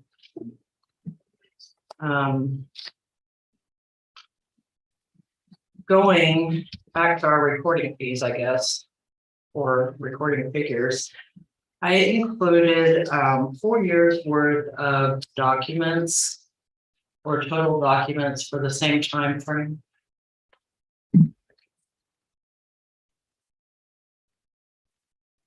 So basically 2019 was our last quote unquote normal year. And at this point, we had recorded 4,090 documents. In 2020, we increased to 52, almost 5,300. In 2021, we were at 6,700. And this year we're at 5,425. So although we're dropping off some, we're still about 1,400 documents more than a typical year. So we're keeping fairly busy. In some of our spare time, which is not very often, we're still continuing to work on backfile indexing and rescanning our books from 1953 through 1969, which represents about 94,000 pages. We're continuing to cross-train employees. We added the ability to accept credit cards this month. We signed with CanPay. And we're starting out with copies, just kind of see how it goes. But I envision taking it for recording fees as well here in the near future. We went live with Property Pro this month as well. After discussing it here on Monday, we went from 8 subscribers to 125 as of this morning. So I will keep working with Vivian to get that information out to everyone. And then I'm still tracking the revenue loss due to the filing fees and mortgage registration tax changes. And our total revenue loss in 2022 is a little over $1.3 million so far. Last year, our total was $1.2 million. We've already surpassed that. June was a huge month for our office. There was several apartment buildings that sold, hotels with large mortgages. We have that project down there on 3rd Street. And the loss in June alone was $830,000 that we would have normally collected. And that's all I have. Any questions? this the recording fee now is based on the number of things instead of the dollar value. So So it looks like there's fewer recordings and it's a lot higher mortgages space than what it's showing. For each Yes. one. Without the average must have gone up considerably. There's fewer registrations, a lot more dollars. So it's big dollars. And some of the things that play into are, I'm not quite sure I understand why, but if you have millions of dollars being borrowed, it'll come in on a 5 to 8 page document. For the average home buyer borrowing, I don't know, 2 to 300,000, you're looking at more 18 to 24. No. I know it seems a little backwards, but it's pretty consistent, so maybe they have all their fancy verbiage behind the scenes on the $1 million ones that they don't record.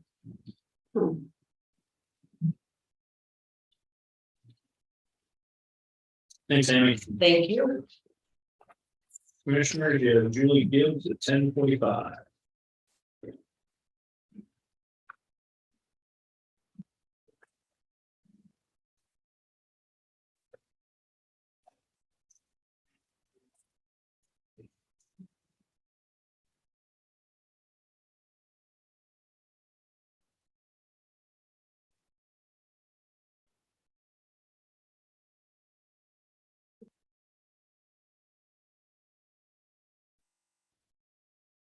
Hello. Hi. Hi.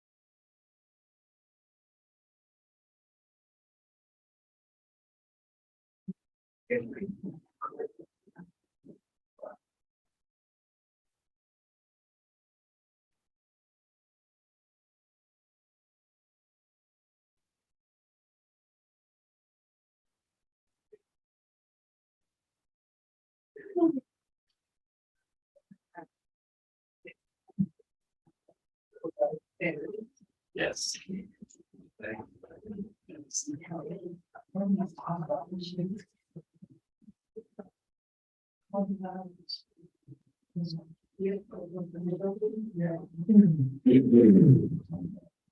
Julie? Good morning.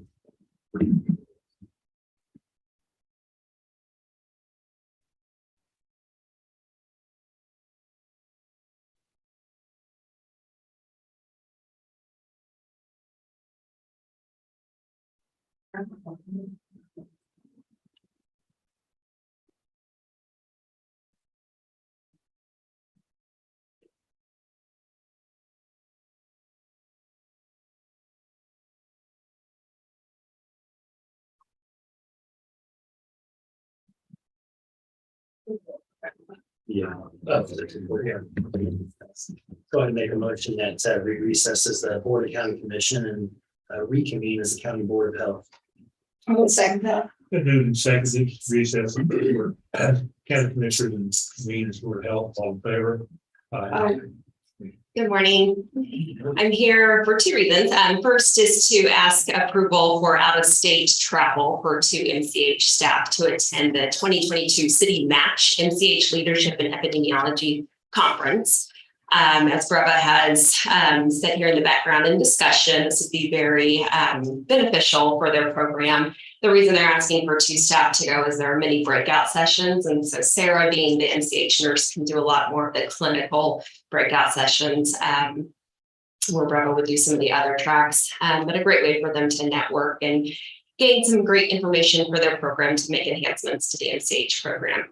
We thought we were going to have to take this funding from the MCH budget, but we did get approval to spend our ELC funding. That ELC is the supplemental COVID funding we have from the state.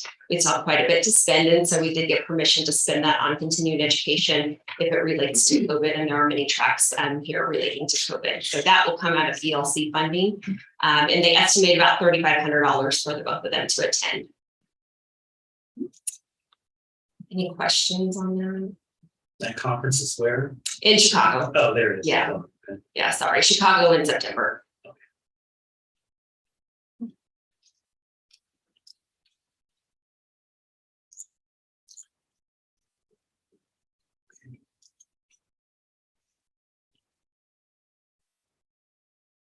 It's good to me.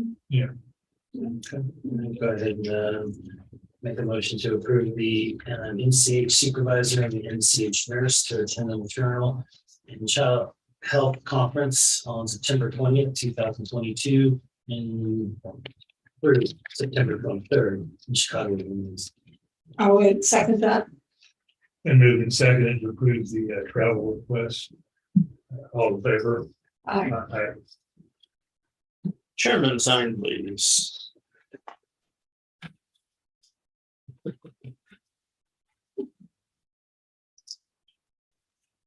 Yeah, it's not.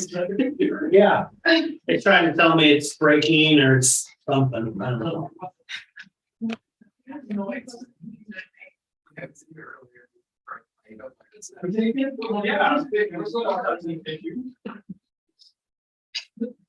Apparently it's been a little bit of a diva this morning. I'm not doing anything to it. I try to talk nice to it and be professional, and this is what I get out of it. I don't know. Your third or fourth laptop this year?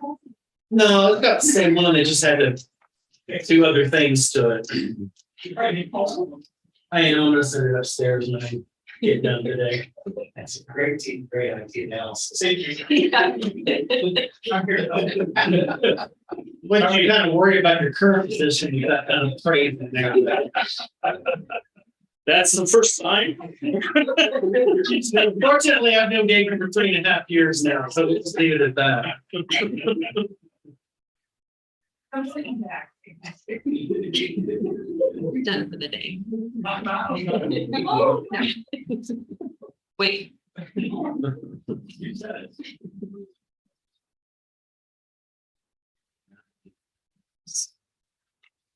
Now I hear it. Getting louder and you. It's getting louder. It'll be a first of playing. You better back off a little. I'll grab some fire and take it over here. We got the. There we go. So then turn it off. Cover your cousin.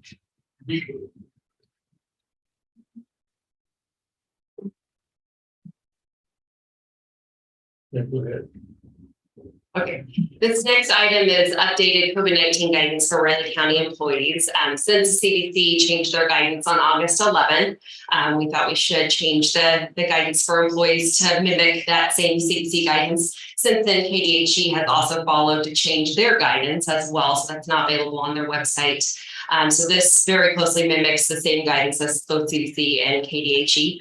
I feel it's a lot more balanced and realistic because they did take out the quarantine guidance and just put in some more safety measures. So mitigation methods like masking and things like that.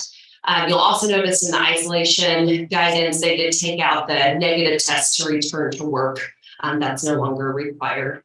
So it's a little bit easier on staff, to keep staff at work, just with some more safety measures in place.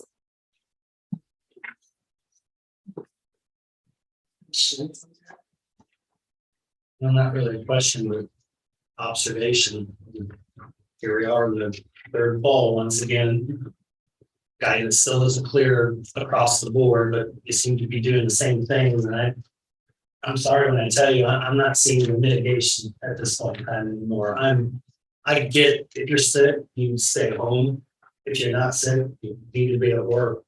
To me, it's black and white. There's not much gray with it.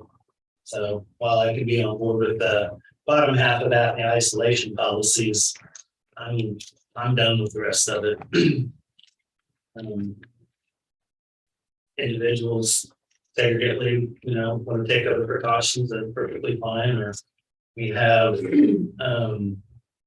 policy in place. I know it's temporary, but each department needs to look at something in real time a little bit differently with a little bit more fervor as things move along. I can adapt to that too, but this one size fits all approach to mitigation, I'm just not seeing where we're getting anything out of it. I'm sorry. So you're talking about if you have symptoms of COVID, or which part are you? Well, the masking in general. The masking in general. If you're gonna have to wear a mask for 10 days, somewhere in that process, we should be able to figure out, are you sick or are you not sick? And if you're sick, absolutely stay at home. Fine, we're probably having to do that 5 days afterwards, just careful because we know you're sick, but we're not doing contact tracing anymore. So some of those internal data points that we pick up to try to figure that out aren't part of the equation anymore.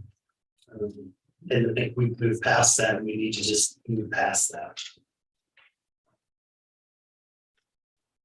Unfortunately, we're not really past. Well, to be honest with you, we're never gonna be No, past it. but So either we do this for eternity or we turn a corner. each other. We haven't really turned that corner and now 3 falls. We keep revisiting it. I mean, tells me we're not gaining anything here. As I said, anybody who chooses to do that on their own, that's perfectly fine, but if I'm not mistaken, did they not basically eliminate the guidance for quarantine, correct?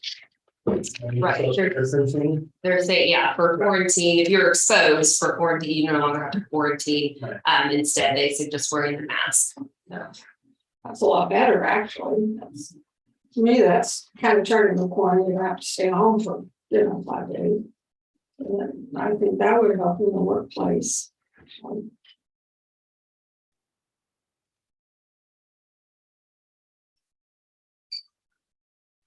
I don't have a problem following guidelines like this. It's, at least until we get past the fall, I think. That we said the same thing last fall. Well, it's We are still getting here. this fall, and it's still going to be here. It's gonna probably be here for the rest of our lifetimes. I think at some point in time, we have to understand that.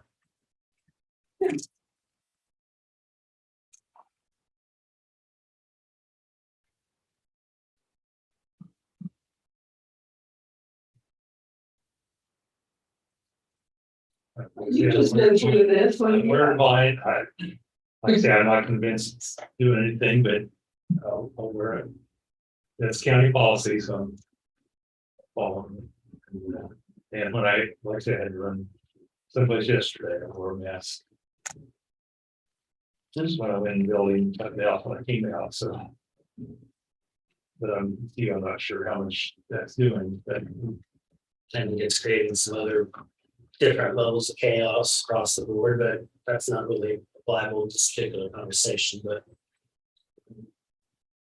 Not being able to really track specifically where everybody's at and know that. like I say, well, most people don't know if you've been exposed or not. I'm sure plenty of people are supposed to know about this one. Somebody, like I said, somebody spent a whole day with, and the next day they tested positive, so I thought, okay. I have a question too about particularly the home tests and the tests that we have. What is the accuracy on those? Jacob would be able to speak more to that. I think. So for these most recent subvariant problems, here.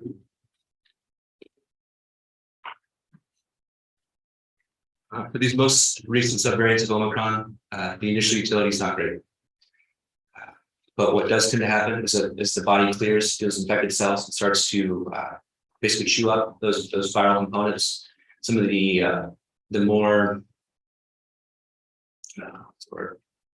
like preserved segments, preserved antigens that were initial in the like very early variants of COVID are still present, and they'll apply that test, which is why you see a lot of guidance saying do serial testing, like every 48 hours, take a test, and you don't tend to take that test until about 5 days from your start of symptoms or from your exposure, because again, it does take a while for those antigens to be made present and available. It's not like those early variants of COVID where these tests, like really what they're tailored to. Because even though COVID has really evolved substantially since we first encountered it, these rapid antigen tests, they're pretty much the exact same test. And they did try to build in some safety measures, like there's a margin of safety with these, that there are some like very conserved and conferred antigens across all variants of COVID, but they aren't exactly present, like during like this initial stage of infection. It's not until the latter stages of those tests really have more utility. So they're not necessarily great for stopping infection early, but they can at least demonstrate that there was an infection around time.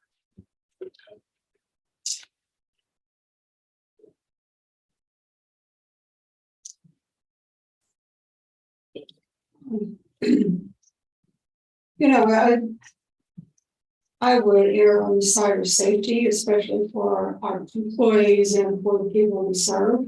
So I would make a motion that we recommend the Board of County Commission approve the updated COVID-19 guidance for Raleigh County employees. I'll second. Been moved and seconded to approve the updated COVID guidance. All in favor? Aye. Opposed? No.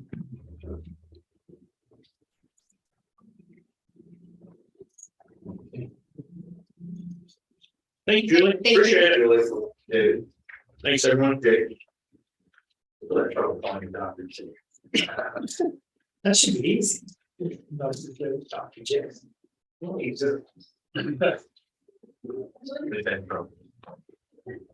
You have covered a lot of things, mates. Thank you for putting it. Oh, sure. Yeah, I see. Let's see. Yeah. Motion. I know. Yeah. All right, let's finish the rest. I guess my fire extinguishers. Let me check it out. Okay. Yeah, I got some. Good. Everybody's on board. Don't be surprised if they missed the fire on purpose. I've had worse things happen, so it's okay. It's okay. And I'll make a motion that we recess Floyd County Health and reconvene as Floyd County Commission. I would say that. Been moved and seconded to excuse me, recess of the Board of Health and reconvene as the county commission. All in favor? Aye. It's Commissioner Joe Craig Cox, 11:15. He was here earlier. Yes. John, it comes on to it, there is an actual. Yeah. You know, my luck, I'll pull the plug on it, it'll blow up and it'll mess everything I'm trying to do to begin with, because that would be my luck. I'm sure you So like, it'll just make the news like less of time. You're the first thing that's, I know my. I mean, they're already on the. Don't think I won't. Oh, great. Guess that means I can't, All of you. I guess that means I can't comment on You that. can. Oh, really? Please do. I'll come up with something. I'm sure that you can come up with something clever that can't be any worse than anyone else has ever posted. Outside, inside, in Kansas, on Earth. I mean, Up above the universe, infinity. of those creatures on the moon.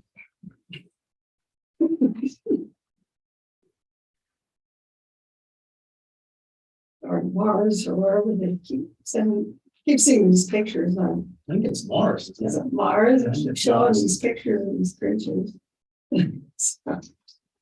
Okay. Venus or something. They said there was some, yeah, some micro being.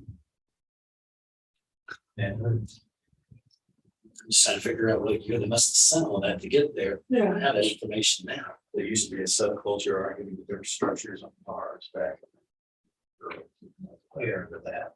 There was a late night program. Based in doing art film. He had all the fringe, UFO photos. So Yes. it's hilarious to listen to. Alex Jones of science. Yeah, it was. Yeah. Vicinity. But no, it was, and he always treated them like they were serious. Oh, yeah.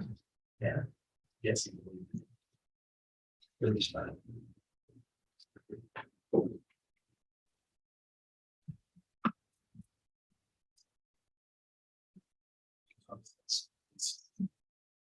I don't know, it's on like Sunday nights, Saturday or Sunday nights. Yeah.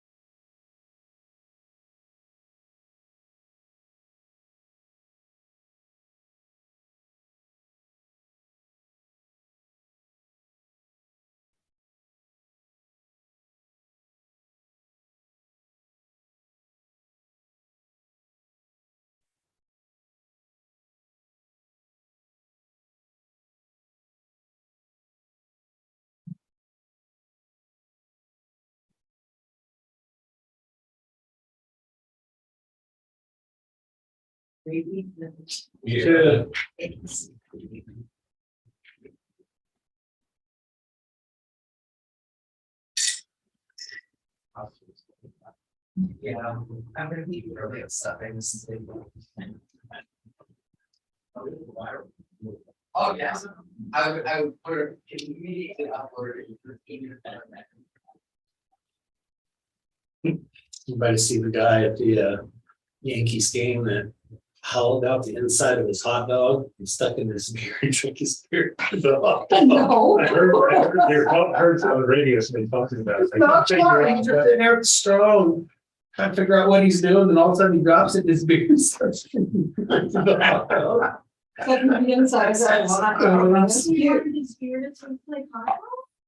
Or maybe the other way around, he was waiting for the end for the beer to. Maybe sweet beer. So, give it a hot dog, but. So sketchy. Wrong. Oh, no, it's a really wrong. That's it. Another Yankee sandwich, you know. Oh, yeah. That works. They're talking about that shit. I guess candy corn has come out with new flavors. Oh, I guess they did some a couple years ago for Thanksgiving. The turkey and drink. This one, it's a tailgating and it's hamburgers, popcorn, ice cream, and all in a little piece of candy. each different. And these people that are trying them, and they said the ice cream one was pretty good, and the fruit juice one was good. He said the hamburger one, they both spit it out. Ew, that's wrong. Yeah, that's how I eat candy. I don't eat candy. It's candy, it's not exactly. Yeah, candy corn's kind of polarizing. It is, people who love it. I have a big one. One. It's not about that green one, that you put a plate in front of me, and go on. It's the habit, you know, which. You only see it at a certain time. I don't understand. And here's what on that report, the remember the Slade Jones, the tax assessments, what they say, that's from the chamber. But in their wholesale, what's one of the biggest problems of the area is high cost of land and housing. Well, those two are related. Yeah, Those two are related. I noticed that. But this doesn't make any sense. No, Services, property taxes, that's not a service. yeah. Huh. I was in here and paid So that. that's. That is like a couple of places. Oh, yeah, I've got two. Tax assessment is a problem. I was at a breakfast meeting, I attended on Tuesday, got you each a copy, so. Good. And they'd be glad to come over and give a presentation on it to the chamber. I figured they probably. Yeah, really. Next up, I think they discussed it in the meeting last Tuesday, actually, but I wasn't able to attend. It was on the agenda. And then this one of the weaknesses is government services. It was supposed to be doing.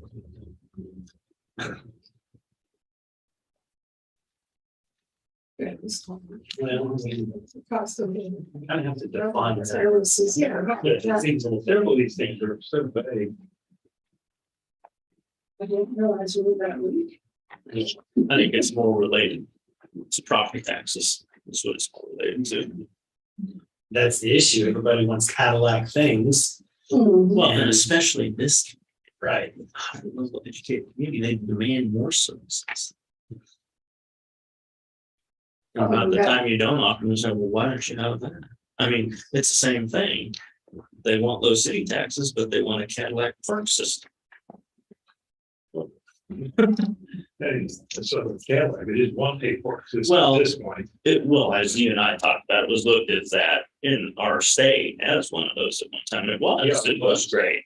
And I agree, that's what this community wants. Now we have big facilities, but they're. Yeah, better facilities than we've ever had. My kid is, It also takes people to operate and maintain those facilities, and that's a real lack of threshold there now. And there's many different reasons. well, and what else is directly related to that? What you're talking about there is they talk about childcare, we're gonna work on childcare. King State has the childcare and they can't staff it with 50% of the people. So build all the facilities you want, but you still got that problem. That's what, yeah, they said, in case they said several of them. Was they talking about that a lot of places, the bigger places can't fill up because they don't have enough staff.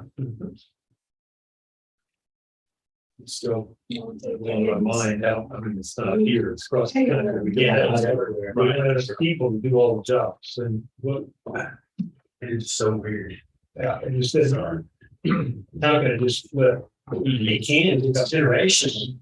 Yeah, I mean, there's a huge desire from your generation to. Oh, I know, Yeah. but it hasn't been tapered, it's just, all of a sudden in the last few years, But I think we were hitting that threshold, but it was incremental. COVID happened and it just flipped the light switch. Yeah, that was a real turning point for sure. Morning, how you doing? Good. Good.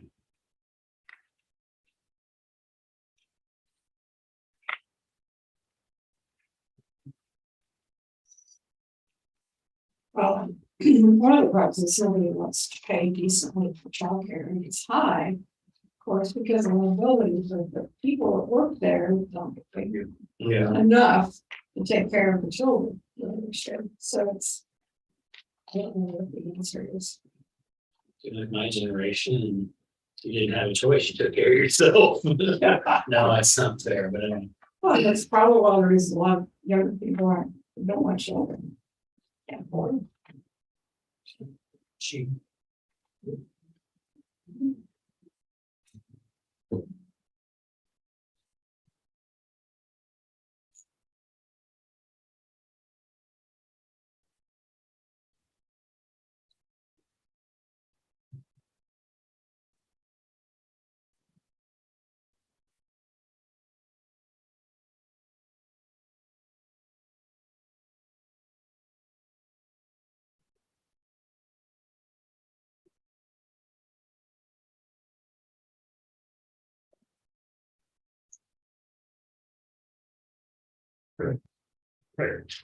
good question.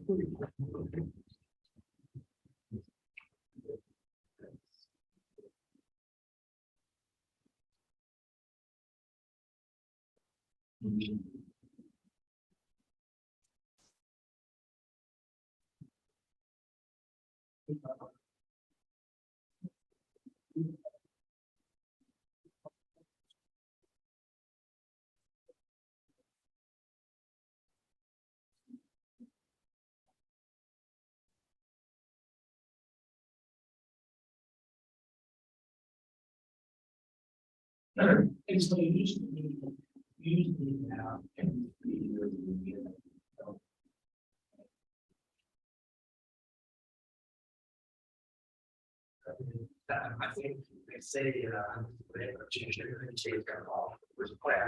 I think it's a few.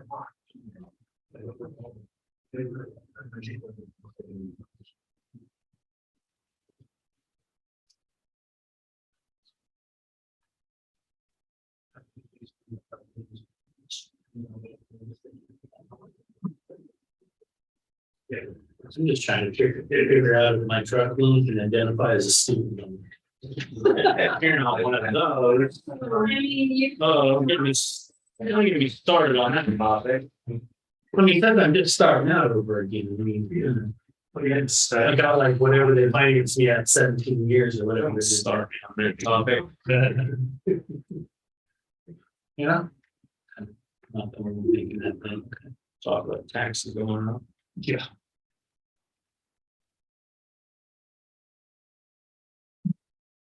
Mr. Attorney, we will talk later.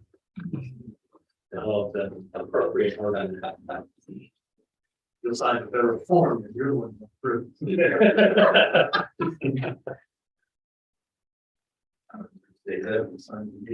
You would.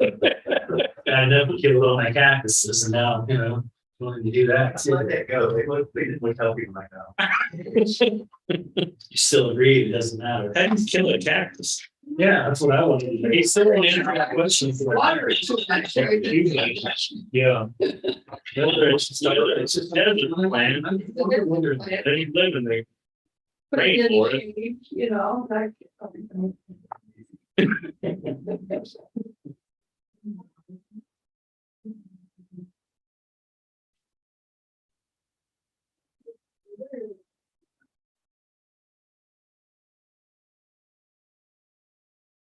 That's great.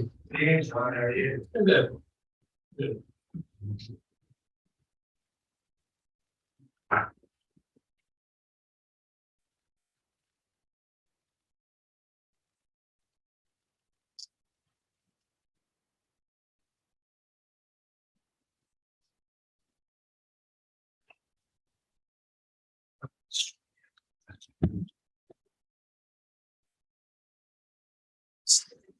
Even though I gave you a lot in my car bag, so I specified the damn GIS in 2 pages. Thank you. Thanks, Greg.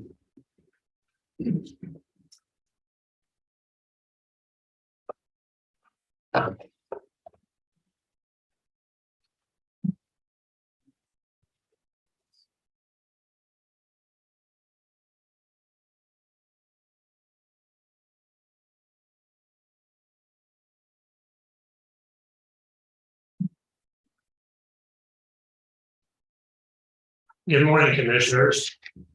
What I have before you this morning is a variance request from Rodney Dugan. He's the operator of Economy Electric. You got that right, didn't I? Economy Electric, yeah. And he owns a property at 10371 Country Road, Leonardville, Kansas. His application for a variance is to install a lagoon on that property. The variance question, it comes up in that the Raleigh County Sanitary Code, in particular, 2-6.1.2 says that you have to have 3 acres to build a lagoon on your property. Mr. Dugan's property is 2.59 acres. I've given you an aerial photo of his property. The other page I gave you was this table 1 from the sanitary code. And county staff has gone out to the property and they have looked at the setbacks required by table 1. And even though he's a little shy of 3 acres, Mr. Dugan can put a lagoon on his property, meeting all these setbacks. And because he can meet all the setbacks and there's room for a lagoon, county staff has determined he needs to install an M35 lagoon. Because he can't do that, meeting those setbacks, the county recommended that a variance would be granted. This matter came before, went through the variance proceeding under the sanitary code. There was a variance hearing on August 15th of this month before hearing officer Tom Paul. We presented basically the same information that was in your packet, in your car packet, and what I'm telling you here this morning. And you have the original of his variance hearing document in which Mr. Tall approved the variance to allow Mr. Dugan to put this M35 lagoon on his property. And this matter then has to come to the county commission once the variance hearing is conducted. And by the sanitary code, you can make your own independent decision on this matter. Obviously, you could go along with Mr. Tall's decision. You could deny the variance, or you can do anything in between that you think is proper. At least at this point in time, staff is recommending that the variance be approved. And we'll stand for any questions. Mr. Dugan, Amanda, and I. What's an M35 lagoon? That's the man, as opposed to different, I mean, I've seen there's different types of lagoons. I won't be able to get super technical on that, but basically has to do with number of bedrooms, soils, things like that. So it's just kind of what that size lagoon is called. No, I didn't know if there were, I just knew lagoons, I didn't know there were different categories. Yes, different sizes. If that's just relation to the size of the bin, that part of it. Yeah. Which obviously that's the number of people and that soil and all that. So everything we do for sanitary is based on number of bedrooms. So people always think it's based on bathrooms or people and whatnot, but it is based on bedrooms, so because of kind of like documents and sort of things. And at one point in this, it says is a 2.3 acre and another section 2.59. So which is correct? That's my question. And I can't remember where Harry got the 2.39, but I usually get my aerials and stuff from the real estate specialist in the appraiser's office, and he looked on their property record code. They had it down at 2.59. They actually have the measurement of the property, and we did the math, and it comes out to be 2.59 acres. The 2.3 was kind of a variation that got picked up somewhere along the line. Oh, okay. So 2.59 is the accurate number of acres. Yeah.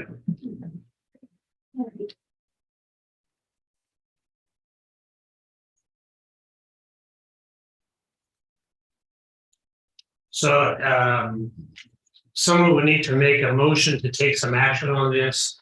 And then if it is going to be approved, there's a, there, on the bottom of the first page of that original variance document, there's a, no, I'm sorry, on the second page, there's your choice, you can mark one or the other that you go through on.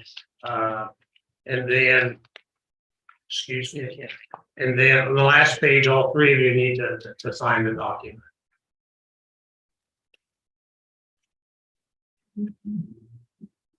I would make a motion that the board adopt the finding of the hearing officer and grant Rodney Dugan a variance from the 3-acre requirement to construct a lagoon. I'll second. Been moved and seconded to adopt findings of the hearing officer and grant variance. All in favor? Aye. All three sign, please. Thank you very much, Mr. Dugan, very appreciated. Thanks for coming in.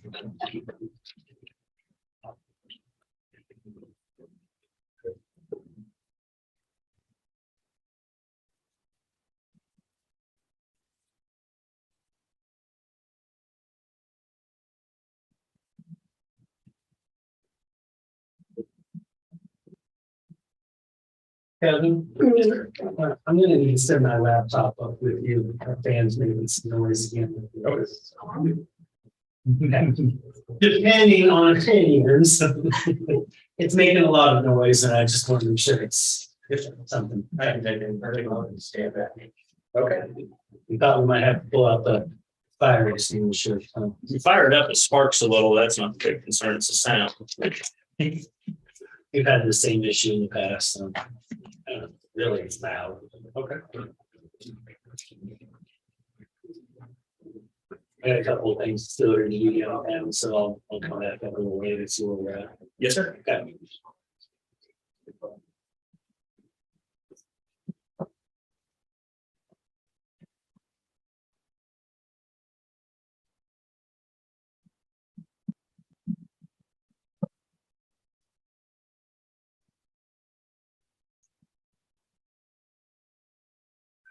Right, all three of us have to sign? You do. You're gonna make it work to the very end, John.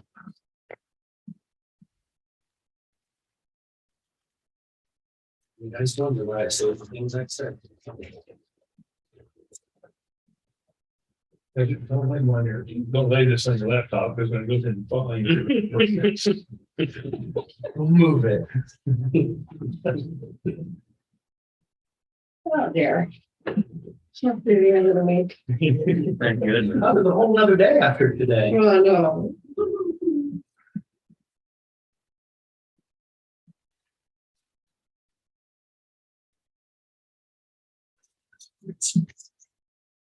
Just one driver on the app, so.